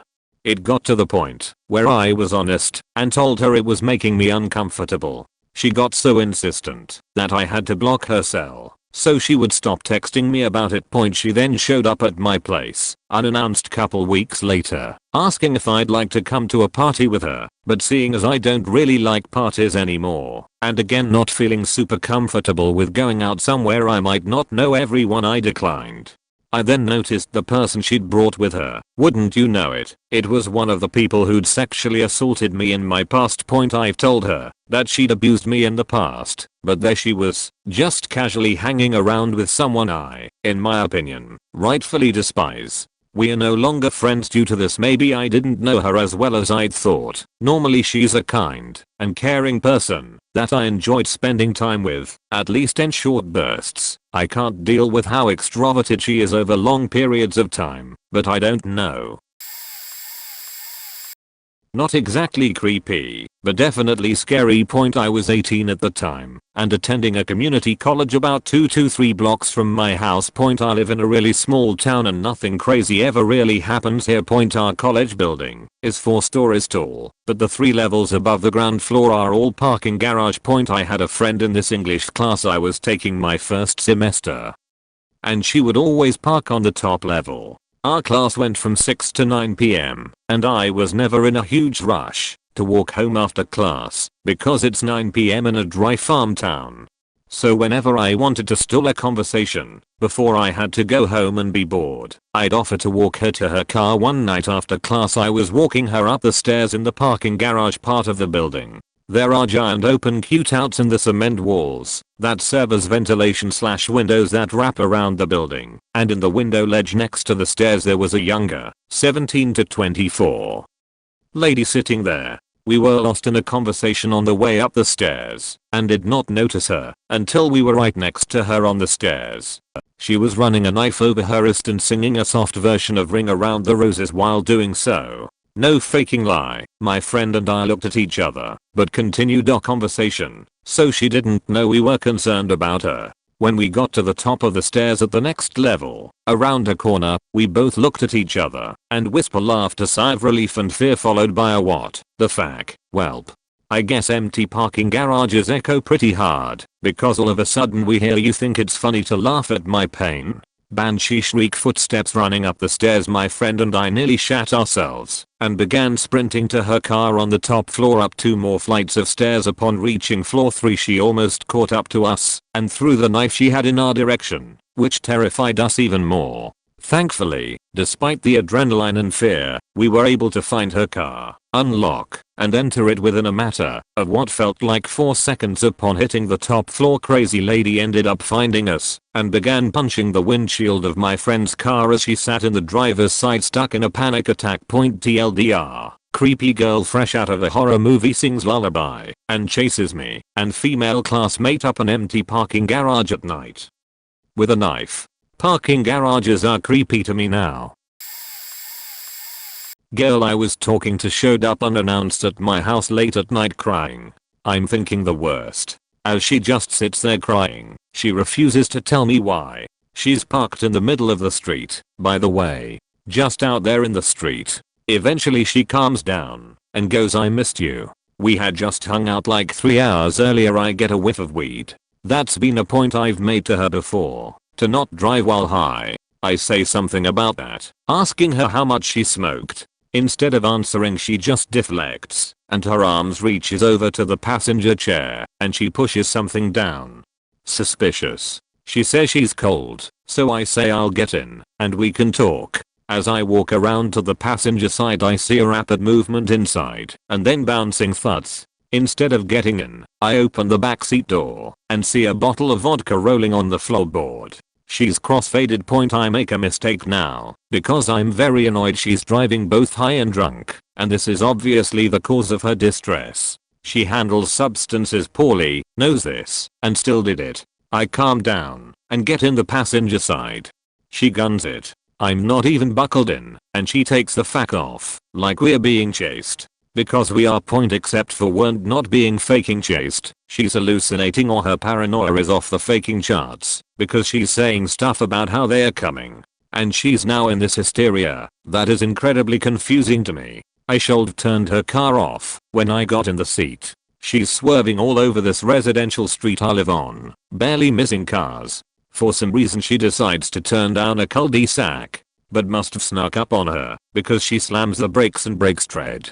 I'm thinking this is as slow as we're ever going to get, so I reach over and turn the keys while putting the car in neutral. Then, keys in hand, I get out of the moving car. I decide right then and there that it's over. I'm done. I text her mom that she can come get her keys now, or her daughter can get them in the morning, and that there's a chance police get called to her daughter. As I walk back to my house, I look back. Her car is surprisingly well parked up against the curb. I stop walking and wait for some reason. I don't have a plan. I don't have a plan for any of this. I live a really cautious life. I obey all the laws. I don't do any drugs or drink alcohol. I don't make suggestive comments. I won't even initiate things with friends because I worry I'm disturbing them. This is all too much, but maybe she's actually in need to help, and I'm the only person who can right now. I go back to the car. The doors are locked, and she's passed out in her seat. To this day I'm not sure if she actually passed out or was faking it. Either way, the next morning her mom shows up, asks for the keys, says her daughter will be going back to her psychiatrist, thanks me for being good to her, and that's the last time I hear from either of them. I met a girl in university and we were going out for about 2 years when I got the opportunity of a lifetime working building sets on a big television show in Belfast. Things started getting rocky as I was working insane hours. I would be away from the house between 5 AM in the morning to maybe 10 at night, and I was coming home, eating, showering, then going to sleep. We were both in agreement that this was the way things were going to be for the next 6 months. We were living in separate houses, but would stay with each other at the weekends. That was fine. Everything was going alright. About 3 months into the job I was woken up one night by my housemate saying you need to phone your girlfriend right away. I sprung up out of bed, grabbed my phone, and had seen there was 14 missed calls and about 15 messages saying there's someone in my house. You need to call me. Without even thinking I threw on some clothes and left, calling her as I ran out my door to her house. That was about a 15-minute walk from my house. My calls all went straight to answer phone and I started freaking out that obviously the worst had happened. I arrived at her house saturated in sweat and panting. I started banging frantically on the door. She arrived at the door in a dressing gown. Totally calm. What the fuck is going on? Are you alright?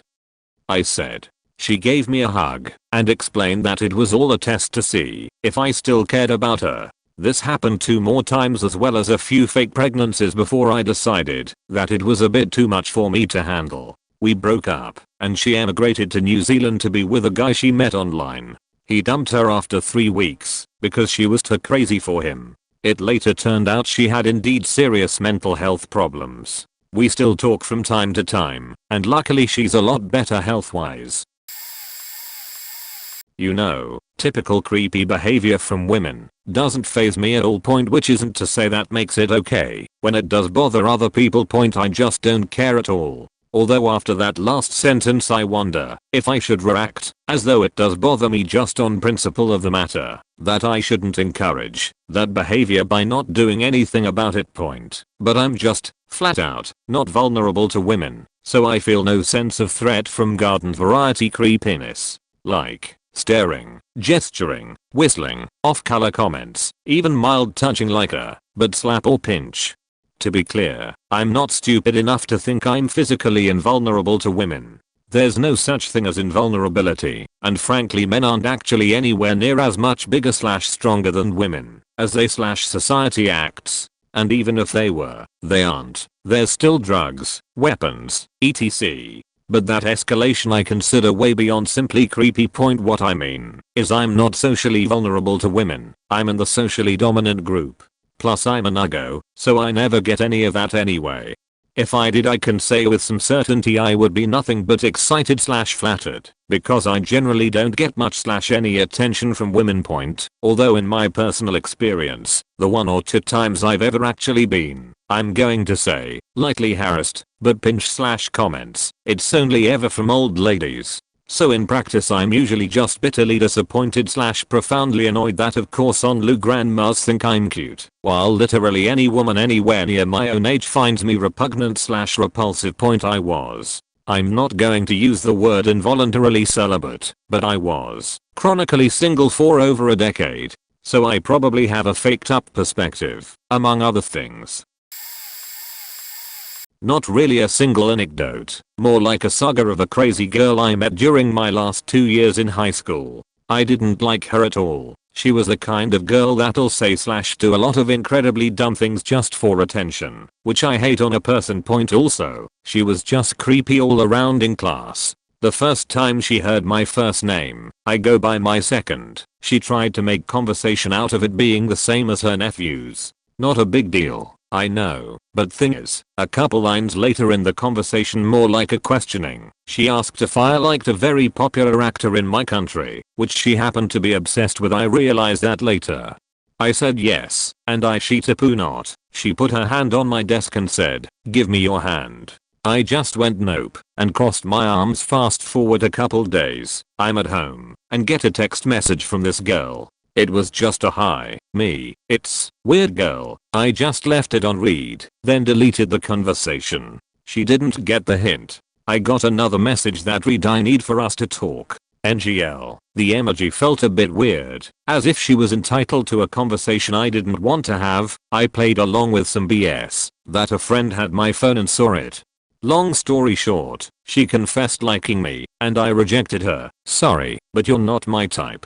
I also like someone else." I also mentioned how I thought it was a joke, and she sent me a screenshot of a chat she had with her friend about the whole thing. Then she asked who it was, to which I replied she didn't know her, since she wasn't in our school. It was a lie for safety, but whatever. She pushed it a bit more, and when the chat ended, she wrote, "Thanks for leading me on for nothing." This made her bolder though, as she started making passes at me during class, in front of our classmates, sometimes even teachers. Still, the worst part came at the start of senior year. For context, this was a party for the start of our last year in school, the first last day party. I didn't want to go at first, but I thought the classmates I actually liked and got along with would be there, so I went. Spoiler alert, they didn't actually go FML. First thing this girl did there, she snuck up on me while I tried a drink and groped my butt. She then walked away and bragged with her friends about it, me being still in earshot. A while after that, I was sitting on a table and she was walking about in her bra. God knows why. She proceeded to literally put her tits right next to my face and just stand there. Knowing full well what she wanted, either sex or drama, I just ignored her until she walked away. Skip a couple of hours later, the party died down. It sucked, and I'm just sitting on some stairs with my phone in my hand, headphones on my ears and music playing.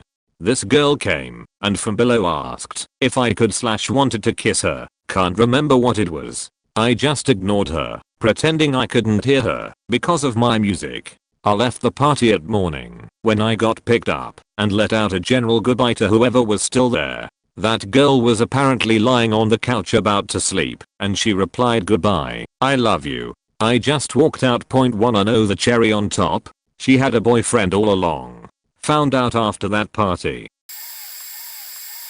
Not me, but a good friend of mine. Me and my friend have this subtle signal we use if we ever go to parties and get stuck in an uncomfortable conversation. It could be someone hitting on one of us and we need help, or it could be an older relative that won't stop talking.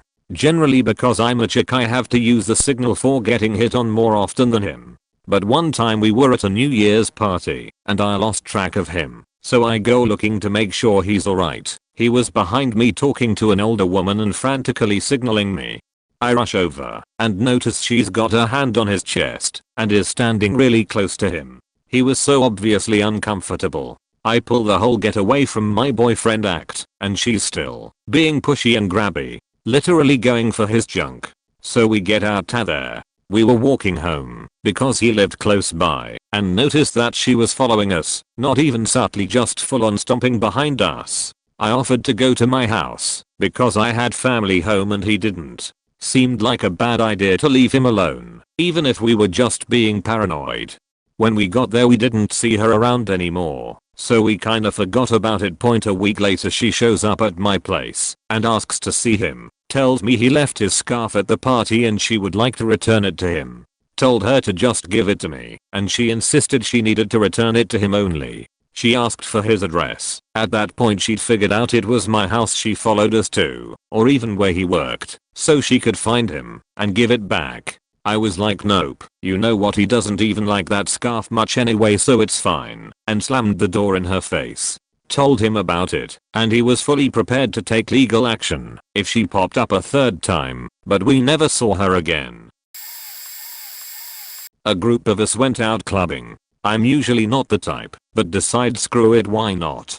We're all at this super fancy New York City club, where you wait on the street. If you get in you take a tiny elevator all the way to the top floor, where the views are gorgeous. None of my friends get in. Only I get in with my friend's ex's friend whom I've never met before. She's on her phone, and being a brat, the bouncer even yelled at me to tell my girlfriend to get off her phone. It's rude. So now I'm in this club, where I don't want to be, none of my friends made it in, and I'm with this girl I've never met before who is acting kinda dumb. She gets us orange screwdrivers, and we go off to the side to talk.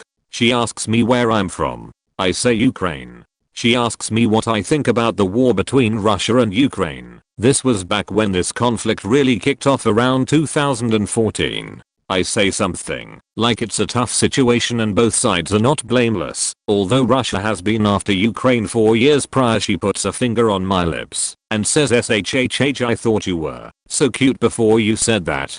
I was tolerating her trashy vibes, but at that point I was just done with her shit. We ended up in another club later that night with all of our friends. She asked me if I wanted to go upstairs to this chill lounge and I agreed. We were the only ones up there, and she threw me on the couch and jumped on my lap, think cowgirl position, and kissed me against my will. I said I'll go get us drinks. I got a cranberry juice for me and a cranberry vodka for her. She said my drink was stronger and tastier. Not sure what happened to her. I went off to find my friends and have a beer with them. Got real rappy vibes from her.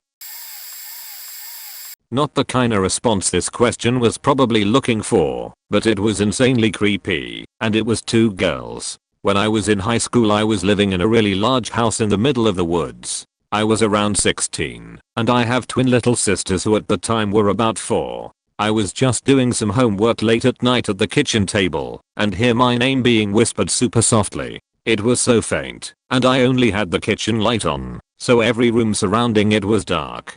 I'm obviously immediately scared and start to turn on all the lights in the surrounding rooms. I get to the living room and I turn on the lights and these 4-year-old girls are standing in the corner, eyes closed, holding hands. I'm immediately thinking, alright, either I'm about to die or my brother put them up to this. But no, I go over and shake them awake and carry both of them back to bed. 30 minutes later, same thing, same position. I think they were sleepwalking, because there is no way those girls could have held a straight face if they were messing with me.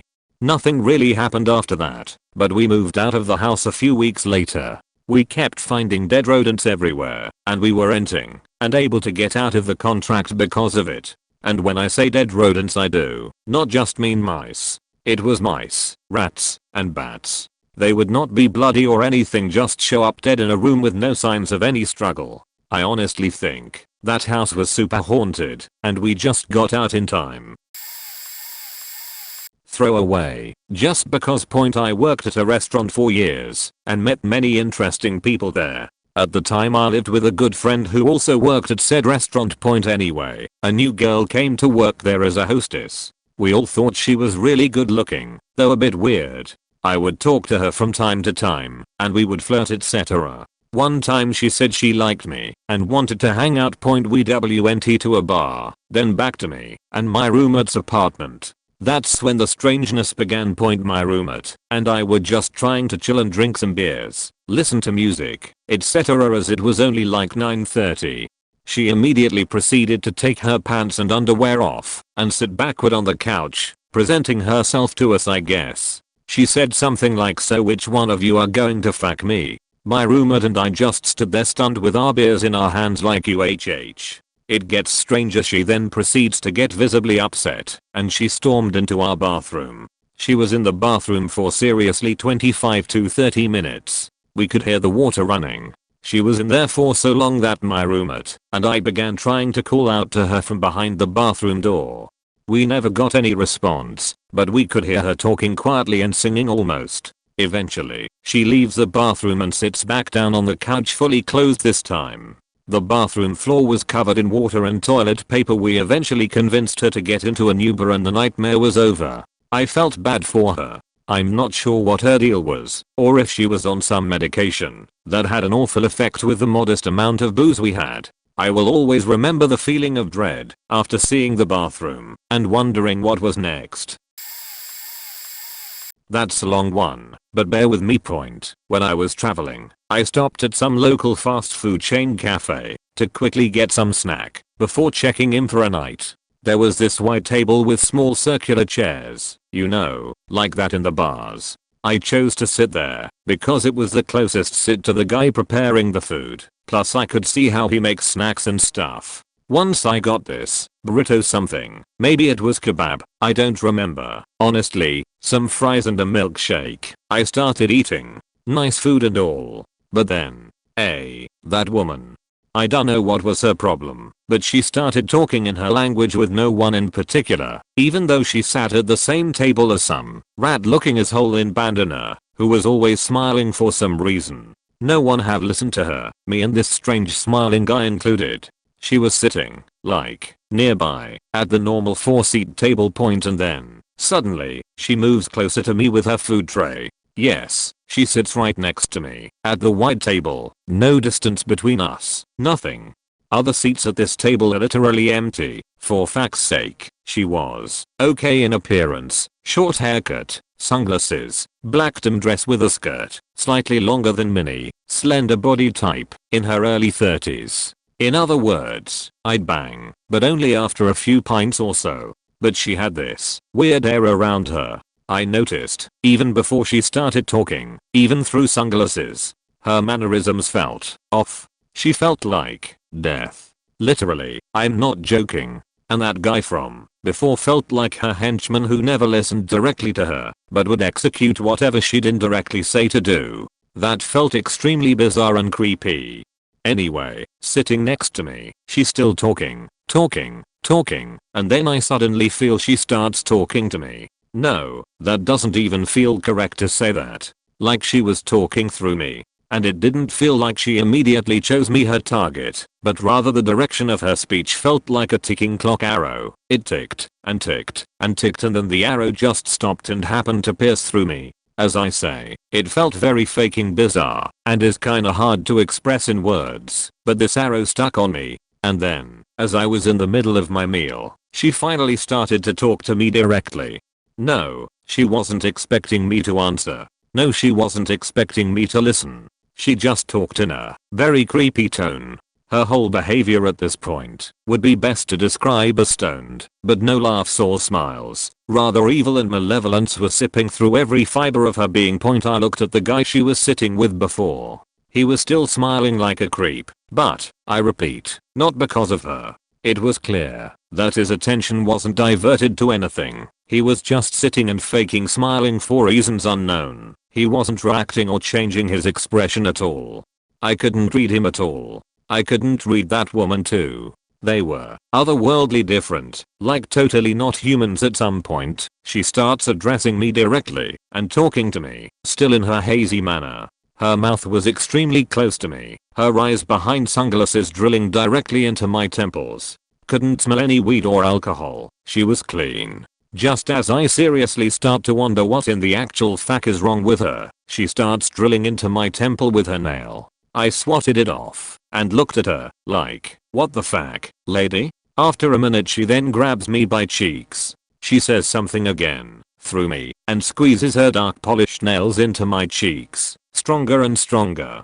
Don't hit her, don't hit her, don't hit her, don't faking hit her. I was mentally screaming to myself. I squeezed, however, her wrist by force and repositioned it on the table, though. She was still talking through me for a minute more, and then direction of her mumbling changed elsewhere. I decided not to bother changing the seat and finished my food without further accidents, in a foul mood. Never have I eaten there again, even though this place was very close to my hostel and the food was great. Never gonna forget these two. Once in a lifetime experience, I'm telling ya. Prelude. I had a weird one night stand once. Her apartment was filled with merchandise from a Norwegian band called Kaiser's Orchestra, popular with teenagers in Denmark and Norway in the mid 2000s. This was his 2012. She was 27, and her apartment was packed with the stuff. She even had one of their oil barrels, used as a drum. In addition to this, I woke up the next day with her car sleeping on my chest, which was covered in cat saliva. I got out of there, thinking that was it. Oh, pretty sure the cat watched us having sex. Story. 3 years later I'm at a party and this girl is there. It's a big party. 50 to 60 people. Crammed apartment. And I'm there with 3 Swedish girls visiting. Friends of mine. Initially I wanted to say hi to the one night stand girl as a common courtesy, but the apartment was so crammed that it was difficult to move around. So I figured I'd run into her eventually during the night. At one point she enters the room I'm in, at which point I smile and wave politely. She doesn't come over, but just stays in the other end of the room staring at me like the girl from The Ring. My Swedish friends find this unsettling, and one of them begins to pretend to be my girlfriend to make her stop. She gives me a quick kiss on the lips. This seemed to upset one night stand girl, who keeps staring, but now looks angry. We decide to go the next room, but she follows us. We are freaked out, and decide to leave and go to a bar instead, so we make for the door. One night stand girl follows us, and by now I'm legitimately scared, so we hurry through the crowd. So does she, and we had to slam the door in her face and hold it. She was banging it from the inside. We ran away, super freaked out. 2 months ago, I work in film, so I went to a premiere after party. Big club. Plenty of people. This girl follows me around from a distance, and she looks familiar. At one point I'm having a conversation with 2 people I know, when she walks up to us without saying anything. My friend says hello to her, and she says hello to him, but then looks at me. I recognize her. It's one night stand girl. I said hello, she didn't respond, and so I excused myself and left the party. It's like I have a ghost stalker that only appears at parties. There was a girl in middle school a year younger than me, who apparently was super into me. I was told she had like a little picture shrine to me in her locker. One time on the bus she showed me a dark picture of her masturbating. I was not interested in this girl at all, and I told her I wasn't. Fast forward to junior year of high school. I hadn't talked to this girl in years. Well, my friend had a class with her, and they ended up chatting it up. He said he liked her, and I reminded him of what she was like in middle school, and asked if she had changed. He said that she had changed, so they dated for a few months. Well, on his birthday I was at his house. She was there, our friends and his family. We were getting our lunch fixed, and she was standing right next to me, and I wasn't paying attention to her, and she just randomly licked me on my face, like Scooby-Doo, just a shaggy right in front of my friend. I freaked out a little, and fussed at her, which she thought was hilarious. They broke up the next day, and my friend said that she said there was nothing wrong with that. I knew she was still crazy, but we gave her the benefit of the doubt. Or maybe the crush I had at the time agreed to go out with me, but then changed her mind or something, and instead of telling me, decided it was easier to tell the whole school that I didn't take no for an answer, and was pestering her, which I wasn't, and had a few guys try to fight me to defend her. Or maybe senior year, when I found out that the girl I was dating at the time just dated me to have a date for prom. And dumped me right after. This one hurt cause I had fallen for her pretty hard. I took my married friend to an Under Oath concert up in Seattle and we were stoked and excited. There was a bar area in the venue and we didn't want to be up and close, so we stood back a bit. The spot I was usually at was taken by 2 ladies, so we chilled at an area not far away and was fine, ordering drinks and a snack. The 2 ladies then went off somewhere, and we proceeded to snatch their spot, since they left everything on the table empty, drinks, snacks, etc. So we assumed they were moving closer to the stage. They came back later, and we offered them their spot back, but they said they are more than happy sharing, so we were fine with that. We decided may as well grab some drinks, and talk to them, since they weren't from town, and it was fine. I wasn't attracted to them, and just wanted to enjoy the show, not looking to hook up, go home and sleep afterwards. One of the girls wouldn't shut up and talk to me, so I bought her drinks. I shouldn't have, so I could just watch the show. A couple drinks later she started groping and touching me on my chest and my shamalama dong. It got annoying, and it was dark, so I gently pushed her away. Also crowded but nobody saw point. This bitch started biting me on my bicep and laughed hysterically. Over and over again. Started grabbing onto my thigh, putting her head on my thigh, biting me. You get the point. She just had her head on my thigh laughing hysterically, then jumped and started biting me again. and of course wouldn't be creepy with her drunkenly looking at me laughing some more and licking my arm, hand, and face. I came to watch under oath, play, live, nothing else. Mine's a bit of a doozy, long read but well worth it. At times this story will seem so insane that you'll question if it's even true. I promise you it is. Frankly, I'm not creative enough to fabricate a story this complex, even if I wanted to. When I was about to be a freshman in high school, so around 14 years old, I would always have to go to my younger sister's summer softball tournaments. There was one other person there that was my age, a girl who happened to be my age, about to be going to the same school I was. She was a bit odd, but was someone to talk to during those seemingly endless days of watching 8-year-olds strike out and fail to catch the ball. At that point in time I actually would have considered us friends, but not real friends that I would go out of my way to see, but someone I'd say hi to and talk to when I saw them. We get to the start of school and already things begin to get weird. She has an obsessive attachment to me being her best friend, her one and only friend in this scary mean new high school. Legitimately she would be waiting by my locker between every single period. I never once gave her my locker number. She just sorta figured it out somehow. All her friends would tell me that legitimately I'm all she ever wanted to talk about, that she would look at me across the halls and take photos when I wasn't looking. Apparently she had an entire collage of photos she had of me that I hadn't even known she took. I didn't know it until much later, but her phone background was a screenshot of my profile picture from some social media platform, all concerning behaviors but nothing too alarming. Yet, it got pretty bad around the start of football season.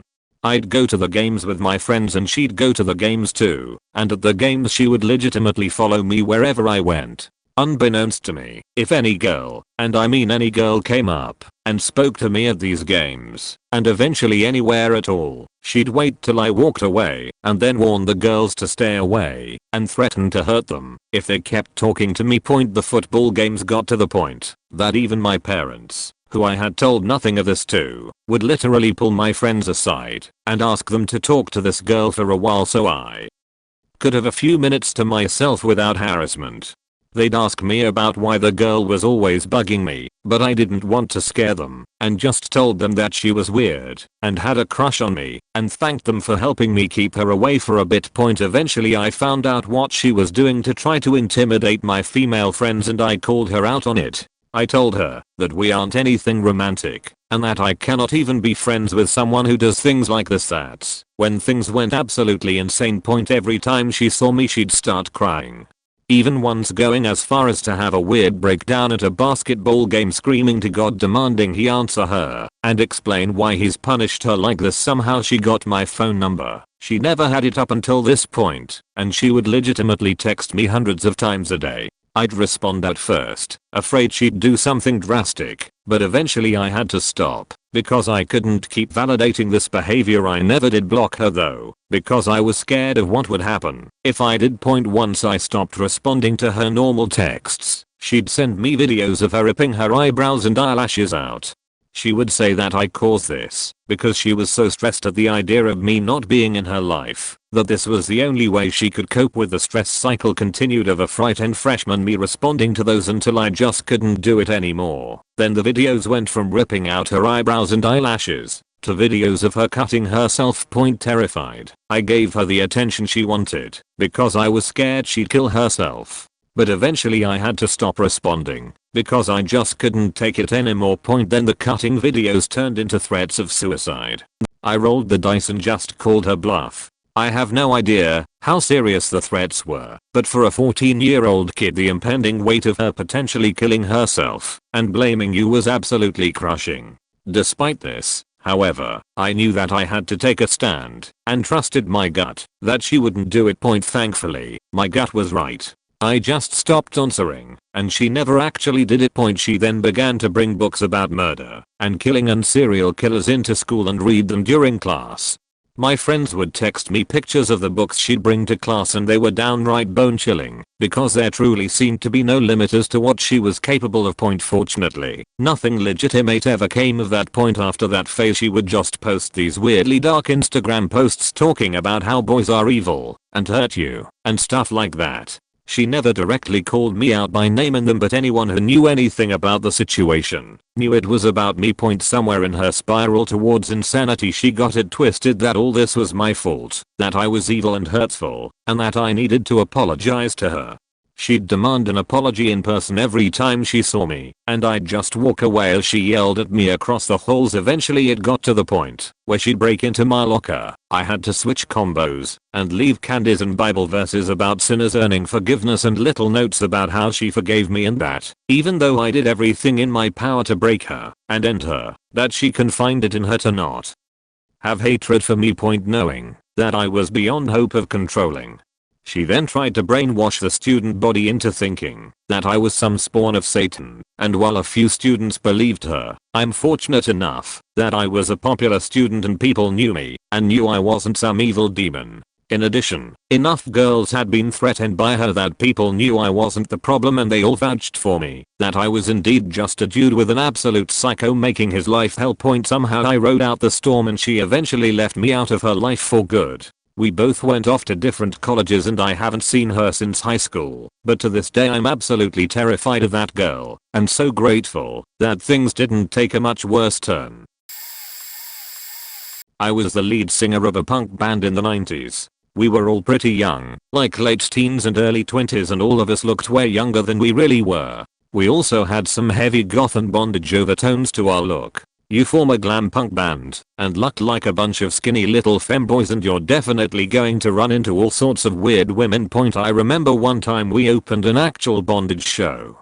Like, the show was basically a giant rack on stage where men and women in different types of bondage gear would tie each other up and de-bondage sheet while industrial and techno music played.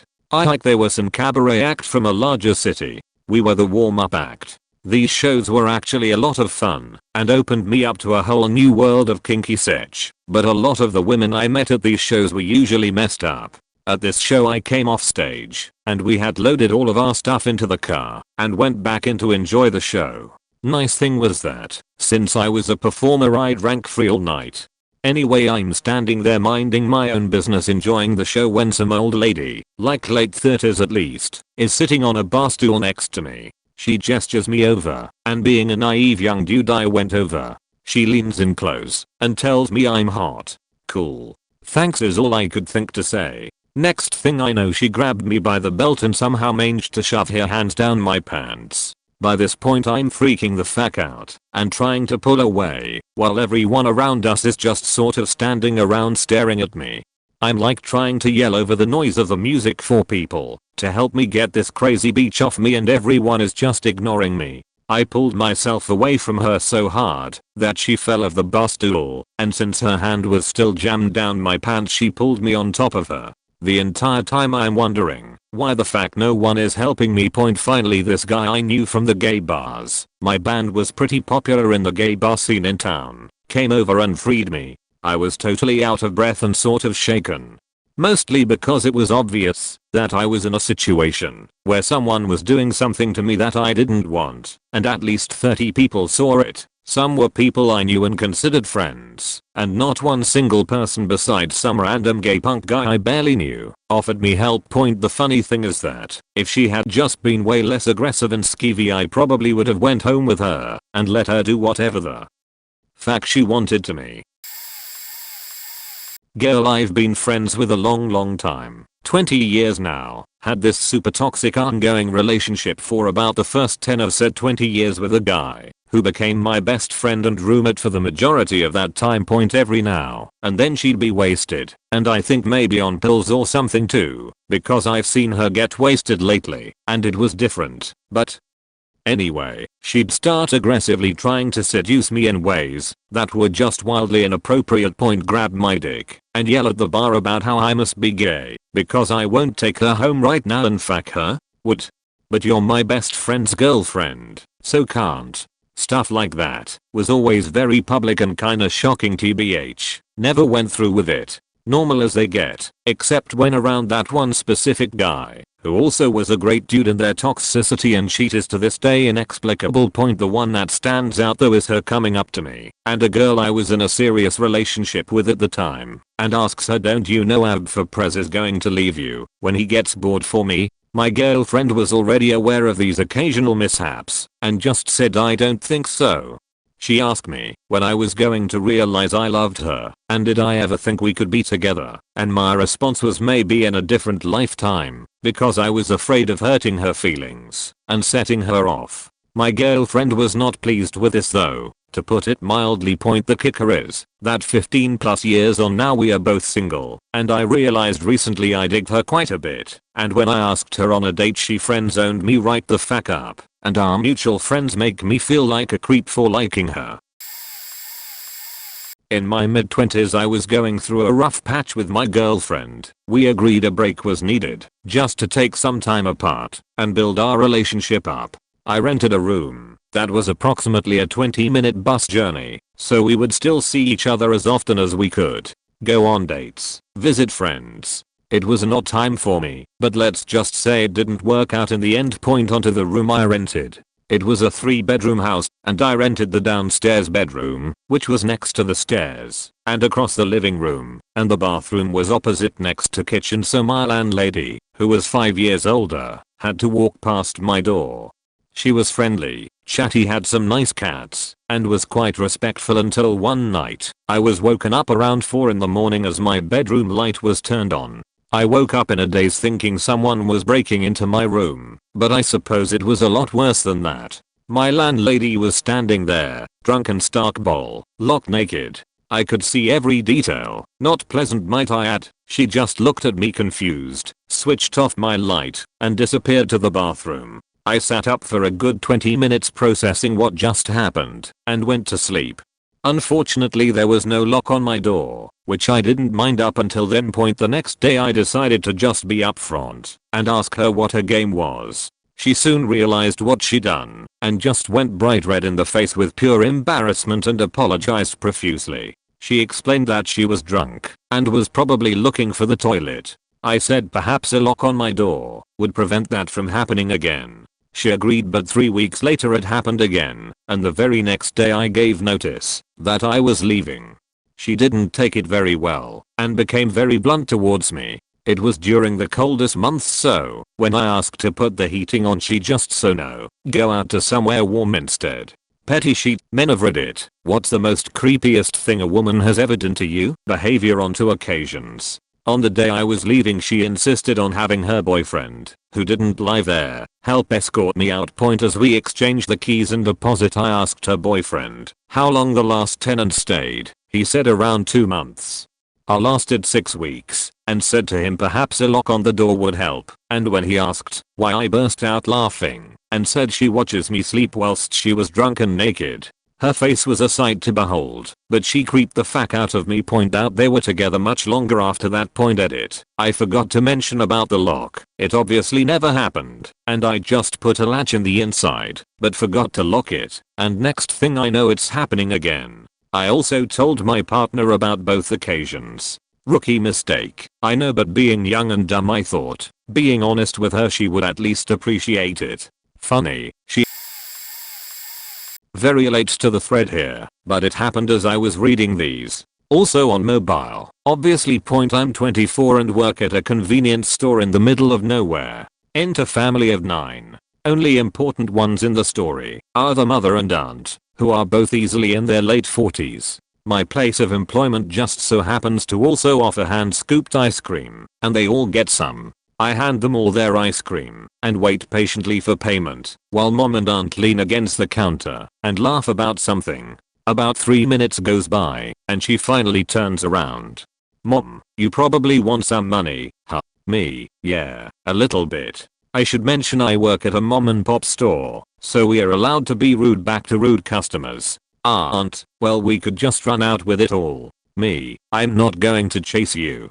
Aunt, that's probably for the best. Men chasing me turns me on. You're a bit young for me, but I sure don't mind. Her and the mom then proceed to talk shop for about 10 minutes while I beg for any other customer to show up to the store. I know this is minor compared to a lot of others in here, but this isn't the first time this has happened in this store, and I'm sure it won't be the last. These women come back at least once a week and do this over and over to my coworker, and nothing gets done about it. I can't help but feel that if our genders were swapped, they wouldn't be allowed back in the store. Anyway, that's my mini story for the thread. Not my absolute worst, but that's not for public ears. I was 13 when this happened. I'm 16 now. I had just moved to Guatemala on the summer of 2016. Not even 2 weeks after the first day of 7th grade, and I was already gaining a lot of friends and popularity around town. But it got to a point where I started to get introduced to very strange and sneaky people. But there was this one girl in particular who was thoroughly obsessed with me. Having a crush on me does not compare to what she felt. Once I got called to the office for something that I was apparently involved in. The principal and the counselor were checking on me and seeing how I was doing, but then they started asking me questions regarding the girl out of the blue. These "do you know her? If so, how close are you to her, and do you like her?" kind of questions. I told them that I was earlier introduced to her during the first week, but I never really spoke or interacted with her again, much less interested in doing so. After exchanging word for about 5 minutes, they told me that her parents called to the school concerned due to the fact that they caught their daughter with cuts on her arms and legs. We all later discovered that she had carved my first name into her left forearm and thighs. She was suspended for about 3 weeks outside of school, and my family put a restraining order on her and her direct family to protect my integrity. Still to this day I wonder what pushes people to do something like that to themselves, especially for the sake or because of an obsession they have with someone. I had to go to therapy after all of this happened. So I'm on the Amtrak out of Penn Station, the Ethan Allen. I was getting off at Saratoga Springs, but that train goes to Rutland, Vermont, so it's loaded with riffraff. The train is loading up, and I have the 2 seats to myself, and this chubby trouble you can sense a mile away thing gets on the train carrying 3 bags, struggling, expecting men to help her load up. I'm sitting there praying to myself, please don't sit next to me while she does. Damn. But I'm immersed in my laptop composing music with Logic. This lady was overweight and ugly with no shape at all. Overweight is okay on women if they have it shaped well. I'm trying to ignore her, but she taps on my shoulder and I sigh. What you working on? A song. I can hear it. It's very beautiful. Thanks. I go back to ignoring her. She's getting up constantly and walking around the train for 2 hours, but I don't give a crap. I'm just glad she is leaving me alone. Well, we are about 5 minutes to Albany, and she grabs me around the neck and says, "I love you," and starts kissing my face. I shake her loose and say, hey, calm down. I start grabbing my stuff telling her this is my stop. It's 2 stops yet until my stop. Well, you don't have to be like that about it, she says. I just tried to calm down the situation before she turned it on me, perhaps saying I assaulted her. This is my stop. Gotta go. Well, I jump off the train and run down a few cars and get back on, hoping she doesn't wander down to this one during the rest of the trip. I was flattered, but why couldn't it have been a good looking one? I would have taken her up on it. We had met like a week before. She took a bottle of pills in a suicide attempt and called me for some reason. Creepy instance 1. We were not even dating. She asked me if she was going to be okay and to look up the pills for her.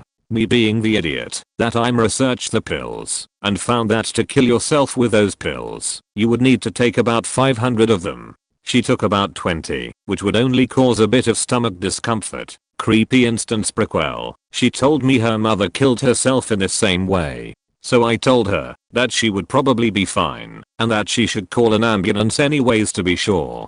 She was committed to the psych floor on the hospital, wanted me to visit. Creepy instance 2, and like the massively idiot I am, still didn't catch the red flags. She was cute, had a great personality. Other than this, we shared interests. I realize now that this might have been a lie from her. Creepy instance 3. I was a complete fool to not realize how creepy she was. My lack of dating experience probably didn't help either.